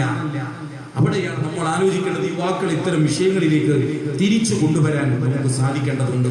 മറ്റൊരു മേഖല പണം എന്നുള്ളത് ഒരു വലിയ എന്താ പറയാ, ഒരു ആർത്തിയോടും ബാക്കി എല്ലാം മറന്നു പോവാ. ഗർഭപാത്രം വരെ വാടക കൊടുക്കുന്ന അവസ്ഥയിലേക്ക് കേരളക്കര മാറി. ഗർഭപാത്രം വരെ വാടക കൊടുക്കുന്ന ഒരവസ്ഥ. കേരളത്തിന്റെ മാപ്പിള സാഹിത്യകാരൻ ടി.വി. കൊച്ചുബാബ അദ്ദേഹം എഴുതി വെച്ച ഒരു സുന്ദരമായ കഥയുണ്ട്. മലബാറുകാരെ കുറിച്ച് എഴുതി വെച്ച കഥ. ആ കഥയിൽ പറയുന്നത് 14 കൊല്ലം പ്രവാസ ലോകത്ത് ചോരനീരാക്കി പണിയെടുത്ത് ഒരു വീടെന്ന സ്വപ്നം. ഗൾഫുകാരൊക്കെ ഏറ്റവും വലിയൊരു ആഗ്രഹമാണ് ഒരു വീടുണ്ടാക്കണം. ഒരു വീടെന്ന സ്വപ്നം പൂർത്തിയാക്കി വീട് കുടികൂടാൻ വേണ്ടി നാട്ടിലേക്ക് വരാൻ നിൽക്കുമ്പോ ഭാര്യയുടെ ഫോൺ കോൾ. ഏതായാലും ഒരു വീടായല്ലോ, കാർ പോർച്ചിൽ നിർത്താൻ ഒരു കാറ് കൂടി വാങ്ങിയിട്ട് പോന്നാ പോരെ. അയാള് ഏതായാലും ഭാര്യന്റെ ആഗ്രഹമല്ലേ, 4 കൊല്ലം വീണ്ടും പണിയെടുത്തു. കാറെന്ന സ്വപ്നവും പൂർത്തിയാക്കി നാട്ടിലേക്ക് വരാൻ നിൽക്കുമ്പോഴാണ് അറ്റാക്ക് സംഭവിച്ച അദ്ദേഹം മരണപ്പെടുന്നത്. അങ്ങനെ ഭർത്താവിന്റെ മയ്യത്ത് നാട്ടിലേക്ക് വരിക. ഭർത്താവിനെ സ്വീകരിക്കാൻ വേണ്ടി ഈ കാറുമായി എയർപോർട്ടിലേക്ക് പോകുമ്പോ കാറിന്റെ ഡ്രൈവർ ഭാര്യയോട് ചോദിച്ചത്രേ, ഇന്നേ വരെ ഒരു മനുഷ്യനും യാത്ര ചെയ്യാത്ത വാഹനത്തിലേക്ക് ആദ്യമായി മയ്യത്തിനെ കയറ്റണം. പെണ്ണിന്റെ മറുപടി, എങ്കിൽ നമുക്ക് ടാക്സി വിളിക്കാം. ടാക്സി വിളിച്ച് ഭർത്താവിന്റെ മയ്യത്തുമായി വീട്ടിലേക്ക് വരുമ്പോ ഈ പെണ്ണിന്റെ മനസ്സിൽ വീണ്ടും ഒരു ചിന്ത. എന്ത്? ഇന്നേ വരെ ഒരു മനുഷ്യനും താമസിക്കാത്ത വീട്ടിലേക്ക് ഒന്നാമത് മയ്യത്ത് കൊണ്ടുവരണ്ട, തൽക്കാലം നിങ്ങള് നേരെ തറവാട്ടിലേക്ക് വിട്ടോ. എന്നിട്ട് TV കൊച്ചുബാബ പറയാ, ആ സമയത്ത് മയ്യത്ത് ഈ പെണ്ണിന്റെ മുഖത്ത് നോക്കിയിട്ട് പറഞ്ഞത്രേ, എടി നീയാണ് ഈ ലോകത്ത് ജീവിക്കാൻ പഠിച്ചത്. ഇതാണ് ഇന്നത്തെ അവസ്ഥ. ഈ രൂപത്തിലാ നാട് മുന്നോട്ട് പോകുന്നത്. എല്ലാം എന്താ, പെണ്ണ് കാണാൻ വരുമ്പോ ആ പെണ്ണിന്റെ വീട്ടുകാർ എന്താ പറയാ, ഇവിടെ ഒരു കാറില്ലെങ്കിൽ മോശമാണ് എന്ന് ചിന്തിച്ച് അയൽവാസിയുടെ വീട്ടിൽ നിന്ന് കാറ് കൊണ്ട് നിർത്തി അനുഭവിക്കുന്നുണ്ട്. ഈ രൂപത്തിലൊക്കെയാണ് ലോകം. വിദ്യ അഭിനയങ്ങളാണ്. VC ജലീൽ സാഹിബ്, കാലിക്കറ്റ് യൂണിവേഴ്സിറ്റിയുടെ വൈസ് ചാൻസലർ ജലീൽ സാഹിബ് അദ്ദേഹത്തിന്റെ ആത്മകഥയിൽ പറയുന്നത്, മാംസം കയറ്റി അയക്കുന്ന കമ്പനിയിൽ ആ മാംസം പാക്ക് ചെയ്യുന്നതിനിടയിൽ മെഷീനിന്റെ ഉള്ളിൽ ഒരു തൊഴിലാളി കുടുങ്ങി. മെഷീന്റെ ഉള്ളിൽ കുടുങ്ങിയപ്പോ തൊഴിലാളികൾ വിളിച്ചു പറഞ്ഞു, സർ ഓണർ നിങ്ങളിതൊന്ന് ഓഫാക്കണം. അപ്പൊ ഓണർ പറഞ്ഞത്രേ, മെഷീൻ ഓഫാക്കിയാൽ നമുക്ക് 15,000 പൗണ്ട് നഷ്ടമാണ്.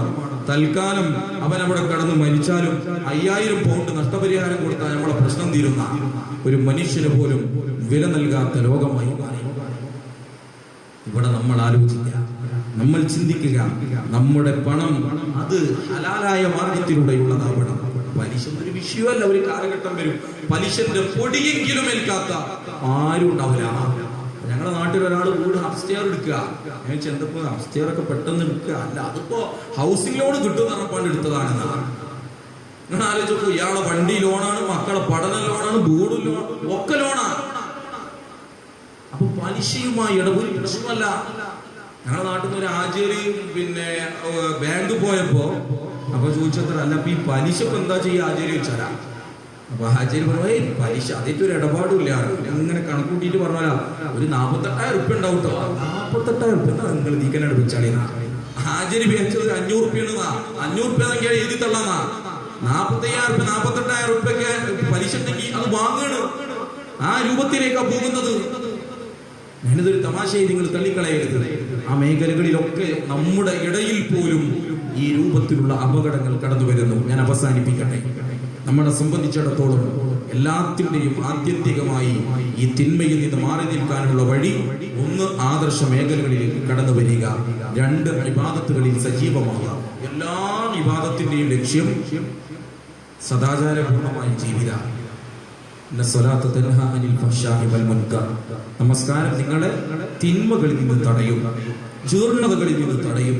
കൈക്കൂലി വാങ്ങുന്ന ഒരാള് ജോലി ചെയ്യുന്നതിനിടയിൽ വാങ്ങ് കൊടുത്തു, പള്ളിയിൽ പോയി നിസ്കരിച്ചു, നമസ്കാരം കഴിഞ്ഞ് വീണ്ടും കൈക്കൂലി വാങ്ങുന്ന ജോലിക്കാണെങ്കിൽ ഖുർആൻ പറഞ്ഞതുപോലെയുള്ള തിന്മയിൽ നിന്നുള്ള മാറ്റം അവന്റെ ജീവിതത്തിലില്ല. എന്തിനാ സക്കാത്ത് കൊടുക്കുന്നത്? അവനെ സംസ്കരിക്കണം. അതുപോലും അവന്റെ സമ്പത്തിന് എന്താ പറയണം, ഒരു പരിശുദ്ധി കൈവരണം, തുഹൂറാവണം, വൃത്തിയുള്ളതാവണം. ഇതിനാ സക്കാത്ത് കൊടുക്കുന്നത്. എന്തിനാ നോമ്പ്? നോമ്പിന്റെ ലക്ഷ്യം എന്താ? ലഅല്ലക്കും തത്തഖൂൻ, നിങ്ങൾ തഖ്വയുള്ളവരാവണം. തഖ്വ നിർഭരമായ ഒരു ജീവിതം വരണം. അപ്പൊ ഭക്ഷണം മാറ്റി വെച്ചാൽ തഖ്വ വരുമോ? ഇല്ല. അങ്ങനെയാണെങ്കിൽ തിരുവനന്തപുരത്ത് സെക്രട്ടേറിയറ്റിന്റെ വളപ്പിലും ഡൽഹിയിലെ പാർലമെന്റിന്റെ പരിസരത്തുമൊക്കെ നിരന്തരം സമരം നടത്തുന്ന, നോമ്പ് നോക്കി സത്യാഗ്രഹം ഇരിക്കുന്ന രാഷ്ട്രീയ നേതാക്കന്മാർക്ക് തഖ്വ വർദ്ധിക്കണമായിരുന്നു. ഇതില്ല. തഖ്വ കൂടുന്നത് കേവലം ഭക്ഷണം മാറ്റി വെക്കുന്നതുകൊണ്ടല്ല. നമ്മൾ എന്തിനു ഭക്ഷണം മാറ്റി വെച്ചു എന്നുള്ളതാണ് പ്രശ്നം. എന്തിനാ നമ്മൾ ഭക്ഷണം മാറ്റി വെച്ചത്? അള്ളാഹുവിന്റെ തൃപ്തിക്ക് വേണ്ടി. വീട്ടിൽ ഭക്ഷണം ഇല്ലാത്തതുകൊണ്ടല്ല, നമ്മളെ വീട്ടിലെ ഭക്ഷണം കേട് വന്നതുകൊണ്ടല്ല, നമ്മളെ വീട്ടിലെ ഭക്ഷണം ഹറാമായത് കൊണ്ടുമല്ല. അള്ളാഹു നിർദ്ദേശിച്ചത് കൊണ്ടാണ് ഞാൻ ഭക്ഷണം മാറ്റിവെച്ചത്. റബ്ബ് നിർദ്ദേശിച്ചത് കൊണ്ടാണ് എന്റെ ഇണയുമായുള്ള ബന്ധം ഞാൻ തൽക്കാലത്തേക്ക് മാറ്റിവെച്ചത്. എങ്കിൽ തുടർക്കാല ജീവിതത്തിൽ റബ്ബ് ഇഷ്ടപ്പെടാത്ത ഒരു പ്രവർത്തനവും കടന്നു വരാൻ പാടില്ല. 6 വർഷം മുമ്പ് കേരളത്തിൽ നോമ്പും റമദാനും ഓണവും ഒരുമിച്ച് വന്നു. അന്ന് കേരളത്തിലെ പ്രബലമായ ഒരു പത്രത്തിന്റെ 1ാമത്തെ പേജിൽ വാർത്തയുണ്ടായിരുന്നു. എന്താ? ഓണത്തോടനുബന്ധിച്ചുള്ള മദ്യത്തിന്റെ വിൽപ്പന കുറഞ്ഞു. കാരണം പറഞ്ഞ അവസാനത്തെ വരിയിൽ മദ്യത്തിന്റെ വിൽപ്പന കുറയാൻ കാരണം വിശ്വാസികൾക്ക് നോമ്പായതാണ്. ആലോചിക്കും, മുഴുവൻ കള്ളുചാപ്പിലും മുത്തക്കീങ്ങളായ കള്ളുടിയന്മാരാവല്ലോ. ഈ രൂപത്തിൽ നോമ്പ് നോക്കൊണ്ടൊരു കാര്യമില്ല. നോമ്പെന്ന് പറഞ്ഞാൽ നമ്മളെ തുടർക്കാല ജീവിതത്തിലേക്കുള്ള ഒരു പരിശീലനമാണ്. ആ ബോധം വേണം. ഹജ്ജിന്റെയും ലക്ഷ്യം അത് ധാർമ്മികപരമായ തത്വയുള്ള ഒരു സമൂഹത്തെ വളർത്തിയെടുക്കാനാണ്. ഞാനിങ്ങനെ ഇടക്കിടക്ക് ഇങ്ങനെ ആലോചിക്കും. ഇപ്പുറത്തെ ഒരു പരിപാടി പങ്കെടുത്തപ്പോ അധ്യക്ഷൻ പറഞ്ഞു അടുത്തതായിട്ട് സംസാരിക്കാൻ വേണ്ടി അബൂബക്കർ സാഹിബിനെ ക്ഷണിക്കുന്നു എന്ന് പറഞ്ഞപ്പോ എന്റെ തൊട്ടടുത്തിരിക്കുന്ന അബൂബക്കർ സാഹിബ് പറഞ്ഞു, എന്റെ പേരാകാൻ സാധ്യതയില്ല, എന്നെ വിളിക്കുകയാണെങ്കിൽ അബൂബക്കർ ഹാജി എന്ന് വിളിക്കുന്ന. ആലോചിച്ച് നോക്കൂ, നമ്മളാണെങ്കിലും മുഹമ്മദ് ഹാജി എന്ന് മുഹമ്മദ് നബിയെ കുറിച്ച് പറയാറുണ്ടോ? ഇല്ല. അബൂബക്കർ ഹാജി എന്ന് അബൂബക്കർ റളിയല്ലാഹുവിനെ കുറിച്ച് പരിചയപ്പെടുത്താറുണ്ടോ? ഞാനിതൊരു കുറ്റപ്പെടുത്തലായിട്ടല്ല പറയുന്നത്. എന്നാലും നിങ്ങൾ ആലോചിച്ച് നോക്കൂ, എല്ലാം ഭൗതികതയും ചുരുക്കിപ്പോയി. കോഴിക്കോട് ഈ രാമനാട്ടുകര ബസ് സ്റ്റാൻഡിന് മുന്നിൽ ഒരു ബോർഡ് കാണാൻ നിങ്ങൾക്ക്, ഒരു ഹജ്ജ് ഗ്രൂപ്പിന്റെ പരസ്യ. ആ ഹജ്ജ് ഗ്രൂപ്പ് അവരെ ഹജ്ജിനെ കുറിച്ച് പരിചയപ്പെടുത്താൻ വേണ്ടി കൊടുത്തത് ഹറമിന്റെ തൊട്ടടുത്ത് താമസം, AC റൂമുകൾ, കേരളീയ ഭക്ഷണം, ഇതൊരു ഇബാദത്തിന്റെ പരസ്യ. ഈ ഒരു ചെറുപ്പക്കാരൻ കഴിഞ്ഞ വർഷം ഈ പരസ്യം കണ്ടിട്ട് ഹജ്ജിന് പോയത്. പരിശുദ്ധമായ മസ്ജിദുൽ ഹറമിന്റെ മുന്നിലെത്തിയപ്പോൾ ഈ ഗ്രൂപ്പ് പറഞ്ഞ ഭക്ഷണം കൊടുത്തില്ല. ഇദ്ദേഹം പ്രശ്നം ഉണ്ടാക്കാൻ തുടങ്ങി. സ്വാഭാവികമായും അമീർ എഴുന്നേറ്റ് പ്രസംഗിക്കുകയാണ്. ഹജ്ജ് എന്ന് പറഞ്ഞാൽ ത്യാഗമാണ്. ഇബ്രാഹിം നബി അലൈഹിസ്സലാം ഹജ്ജ് ചെയ്തിട്ടുണ്ട്, ത്യാഗം ചെയ്തിട്ടുണ്ട്. ഇസ്മായിൽ നബി അലൈഹിസ്സലാം ത്യാഗം ചെയ്തിട്ടുണ്ട്. മുഹമ്മദ് നബി സല്ലല്ലാഹു അലൈഹി വസല്ലമയും ത്യാഗം ചെയ്തിട്ടുണ്ട്. അതുകൊണ്ട് ഹജ്ജ് ഒരു ത്യാഗമാണെന്ന് പറഞ്ഞപ്പോ ഈ ചെറുപ്പക്കാരെ എഴുന്നേറ്റെന്ന് പറഞ്ഞത്രേ, അതൊക്കെ ശരിയാ, പക്ഷെ റസൂൽ 3.5 ലക്ഷം കൊടുത്തിട്ടില്ല. കാരണം എന്താ, ഇയാളെ സംബന്ധിച്ചിടത്തോളം ഹജ്ജ് എന്ന് പറഞ്ഞ ഒരു നമ്പറായി ചുരുങ്ങിപ്പോയി. അതിനപ്പുറത്തൊരു മാറ്റുവനില്ല. ആലോചിക്കുക, എന്താ ഹജ്ജ്? യഥാർത്ഥത്തിൽ 4 അല്ലെങ്കിൽ 6 ദിവസം ഹജ്ജ്. ദുൽഹജ്ജ് 9 അറഫയിൽ സമ്മേളിച്ച് 12 നേറ് കഴിഞ്ഞ് തിരിച്ചു പോന്ന ഹജ്ജ് പൂർണ്ണ. ഇനി 8 അന്ന് മിനയിൽ ചെന്ന് താമസിച്ചു 9 അറഫയെ സമ്മേളിച്ച് 13 ഏറ് കഴിഞ്ഞാണ് തിരിച്ചു പോരുന്നത് എങ്കിലും അവന്റെ ഹജ്ജ് പൂർണ്ണ. ഈ 4 അല്ലെങ്കിൽ 6 ദിവസം കൊണ്ട് എങ്ങനെ പോരുന്ന പറഞ്ഞത്? ഒരു തെറ്റും ചെയ്യാത്ത പിഞ്ചു കുഞ്ഞിനെ പോലെ പോരാ. അതിനെന്ത് വേണം? വെറുതെ പോയി പോന്നാ നടക്കൂല. പോണ സമയത്ത് ഇബ്രാഹിം നബിയോട് അള്ള പറഞ്ഞ വാക്കുണ്ട്, അസ്ലിം ഇബ്രാഹിം എന്ന് മുസ്ലിം ആകണം. ഇബ്രാഹിം നബിയുടെ മറുപടി അസ്ലംതു ലിറബ്ബിൽ ആലമീൻ, ഞാൻ മുസ്ലിമാ. എന്താ മുസ്ലിം എന്ന് പറഞ്ഞാൽ? റബ്ബിനെ കീഴൊതുക്കി, അള്ളാഹുവിനെ കീഴൊതുക്കിക്കൊണ്ട് ജീവിക്കുന്നവനായി ഞാൻ മാറും. ഈ ഒരു ബോധം പ്രിയപ്പെട്ടവരെ നമ്മുടെ മനസ്സിലുണ്ടാവണം. അതോടൊപ്പം പ്രാർത്ഥന, അതൊക്കെ നമ്മളിന്ന് അസ്തമിച്ചു പോയ വിഷയത. നമസ്കാരമൊക്കെ കഴിഞ്ഞ് നിങ്ങൾ പ്രാർത്ഥിക്കാൻ നമുക്ക് സമയമില്ല. ഞാൻ ഉൾപ്പെടെ എന്നെ മാറ്റി നിർത്തിയിട്ടല്ല ഞാൻ സംസാരിക്കുന്നത്. പ്രാർത്ഥന ഒരു കരുത്തായിരുന്നു, ഒരായുധമായിരുന്നു. നമ്മളിവിടെ ഒരു ഫുട്ബോൾ മത്സരം നടക്കുക, ഒരു ടീമിൽ 3 ആള്, അപ്പുറത്തെ ടീമിൽ 10 ആള് കളിക്കാൻ നമ്മൾ തയ്യാറാവുക ഇല്ല. ബദർ യുദ്ധത്തിൽ ഒരു ഭാഗത്ത് 300, അപ്പുറത്ത് 1000 ചില ആളുകൾ. എങ്ങനെയാ അവർക്ക് യുദ്ധത്തിൽ പങ്കെടുക്കാൻ സാധിച്ചത്? അവർക്ക് കൈമുതലായി പ്രാർത്ഥന എന്ന ആയുധം ഉണ്ടായിരുന്നു. നമുക്ക് പ്രാർത്ഥന എന്നുള്ള ആയുധമില്ല. കോഴിക്കോട് ഒരു പെണ്ണിന് ഇടക്കിടക്ക് തളർന്നു കൂടുന്ന ഒരു അസുഖം വന്നപ്പോ അവളെ പോയി പരിശോധിച്ചപ്പോ അവളെ കിഡ്നി 2 ഫെയിലിയർ എന്ന റിപ്പോർട്ട് വന്നു. 2 കിഡ്നിയും പോയി. അങ്ങനെ കിഡ്നി മാറ്റി വെക്കാൻ വേണ്ടി പള്ളി കമ്മിറ്റി തീരുമാനിച്ചു. 40 ലക്ഷം രൂപ പണം സ്വരൂപിച്ചു. ഓപ്പറേഷന്റെ മുമ്പേ അവള് വന്നിട്ട് പറഞ്ഞു, എനിക്കൊരു 50,000 രൂപ നിങ്ങൾ ഉംറക്ക് പോകാൻ തരണം. 50,000 രൂപ കൊടുത്തു. അവൾ ഉംറക്ക് പോയി. ഉംറ കഴിഞ്ഞ് തിരിച്ചെത്തി. ഓപ്പറേഷന് വേണ്ടി അഡ്മിറ്റ് ചെയ്തു. 2 കിഡ്നിക്ക് ഒരു പ്രശ്നമില്ല. ഇതിന്റെ മറുവശം ഇതിന്റെ കൂടെ തന്നെ പറയാം. അന്ന് ഇവൾ പരിശോധിക്കാൻ പോയെന്ന് വേറെ ചെറുപ്പക്കാരനുണ്ടായിരുന്നു. അയാളെ റിപ്പോർട്ട് ഇവളുമായി മാറിയതാണ് യഥാർത്ഥത്തിൽ സംഭവിച്ചത്. പക്ഷെ ഇങ്ങനെ ആലോചിച്ച് നോക്കൂ, 2 കിഡ്നിയും പോയി നമ്മളെ കോലം ധരിക്കും. ഞാൻ പുറത്തൊരു കഥ വായിച്ചു. ഒരാൾക്ക് പെട്ടെന്ന് എന്ത് കേട്ടാൽ ഇയാൾ ബോധം കെട്ടു കൂടുന്ന. ആ സമയത്ത് ഇയാൾക്ക് ലോട്ടറി അടിച്ചു. അപ്പൊ വീട്ടിലേക്ക് പറയാൻ വല്ലാത്ത പേടി, കാരണം ഇയാൾ ബോധം കെട്ടു പോണാലോ. അങ്ങനെ ഡോക്ടർ എടുത്ത് ചെന്നിട്ട് കാര്യം പറഞ്ഞു. അപ്പൊ ഡോക്ടർ ഇങ്ങനെ വിളിച്ചിട്ട് ഇങ്ങനെ കുറെ വീട്ടിലെ കാര്യങ്ങളും നാട്ടിലെ കാര്യങ്ങളൊക്കെ ചോദിച്ചു. അതിനിടയിൽ ഡോക്ടർ വെച്ചല്ല, നിങ്ങൾക്ക് 1 കോടി രൂപ ലോട്ടറി അടിച്ച് നിങ്ങൾ എന്താ ചെയ്യുക? ഉടനെ തന്നെ ഇയാൾ പറഞ്ഞു, പകുതി ഡോക്ടർ ഞങ്ങൾക്ക് കണ്ടു തരുന്നു. ഡോക്ടറിന്റെ ബോധം കെട്ടു പോകണമല്ല. കാരണം ഡോക്ടർക്ക് പിടിച്ചിരിക്കാൻ കഴിയുന്നില്ല. അതാ ഡോക്ടർ മനസ്സിലാകുന്നത് 2 കിഡ്നിയും പോയി എന്ന്. ഡോക്ടർ തെറ്റാണെങ്കിലും പോയി എന്ന് പറഞ്ഞപ്പോ ഈ പെണ്ണിന് തോന്നി, എന്റെ റബ്ബിനോട് എനിക്കൊന്ന് ചോദിച്ചു നോക്കാം. ഇതാണ് അല്ലാഹുവിനുള്ള പ്രതീക്ഷ. അങ്ങനെ പ്രതീക്ഷ വെച്ച് പ്രാർത്ഥിക്കാൻ കഴിയുന്ന സാഹചര്യങ്ങളുടെ ഇടക്കിടക്ക് അള്ളാഹുവിനെ ഓർക്കുള്ള പ്രാർത്ഥന എന്ന് പറഞ്ഞാൽ റബ്ബുമായുള്ള ഒരു മുനാജാത്താണ്, അള്ളാഹുമായുള്ള സംസാരമാണ്. അങ്ങനെ റബ്ബിനെ നിരന്തരമായി ഓർക്കാൻ തയ്യാറായാൽ ഒരു സമുദ്ധരിക്കപ്പെട്ട ഒരു സമൂഹത്തെ വാർത്തെടുക്കാൻ നമുക്ക് സാധിക്കും. അതിന് നമുക്ക് സാധിക്കേണ്ടതുണ്ട്. അതിനുള്ള പ്രവർത്തനങ്ങളിലും ചിന്തകളിലും നമ്മൾ ഏർപ്പെടുക. പടച്ച റബ്ബ് നമ്മെ അനുഗ്രഹിക്കുമാറാവട്ടെ. അങ്ങനെ പെട്ടെന്ന് ഇങ്ങനെ വൈകുന്നേരം 4 മണിക്കാണ് ഇവിടെ വരാട് ഉറപ്പിച്ചത്. ആ സമയത്ത് വിഷയത്തിൽ ഒതുങ്ങുമെന്ന് എനിക്ക് തോന്നുന്ന ചില കാര്യങ്ങൾ ബസ്സിലിരുന്ന് ഇങ്ങനെ എഴുതിയതാണ്, അതാണ് അവതരിപ്പിച്ചത്. വിഷയം പൂർണ്ണമാകും. അല്ലെങ്കിൽ ഒരു ഭാഗികമായിട്ടെങ്കിലും പൂർണ്ണമാക്കാൻ കഴിഞ്ഞിട്ടുണ്ട് എന്ന് വിശ്വസിക്കുന്നു. ബാക്കിയുള്ളത് ഇൻഷാ അല്ലാഹ് മറ്റൊരിക്കലും വിഷയം നമുക്ക് സംസാരിക്കാവുന്നതാണ്. അള്ളാഹു നമ്മുടെ ഈ ഒരുമിച്ച് കൂടെ അർഹമായ പ്രതിഫലം ലഭിക്കുന്ന സൽക്കർമ്മമായി നമ്മളിൽ നിന്ന് സ്വീകരിക്കുമാറാകട്ടെ.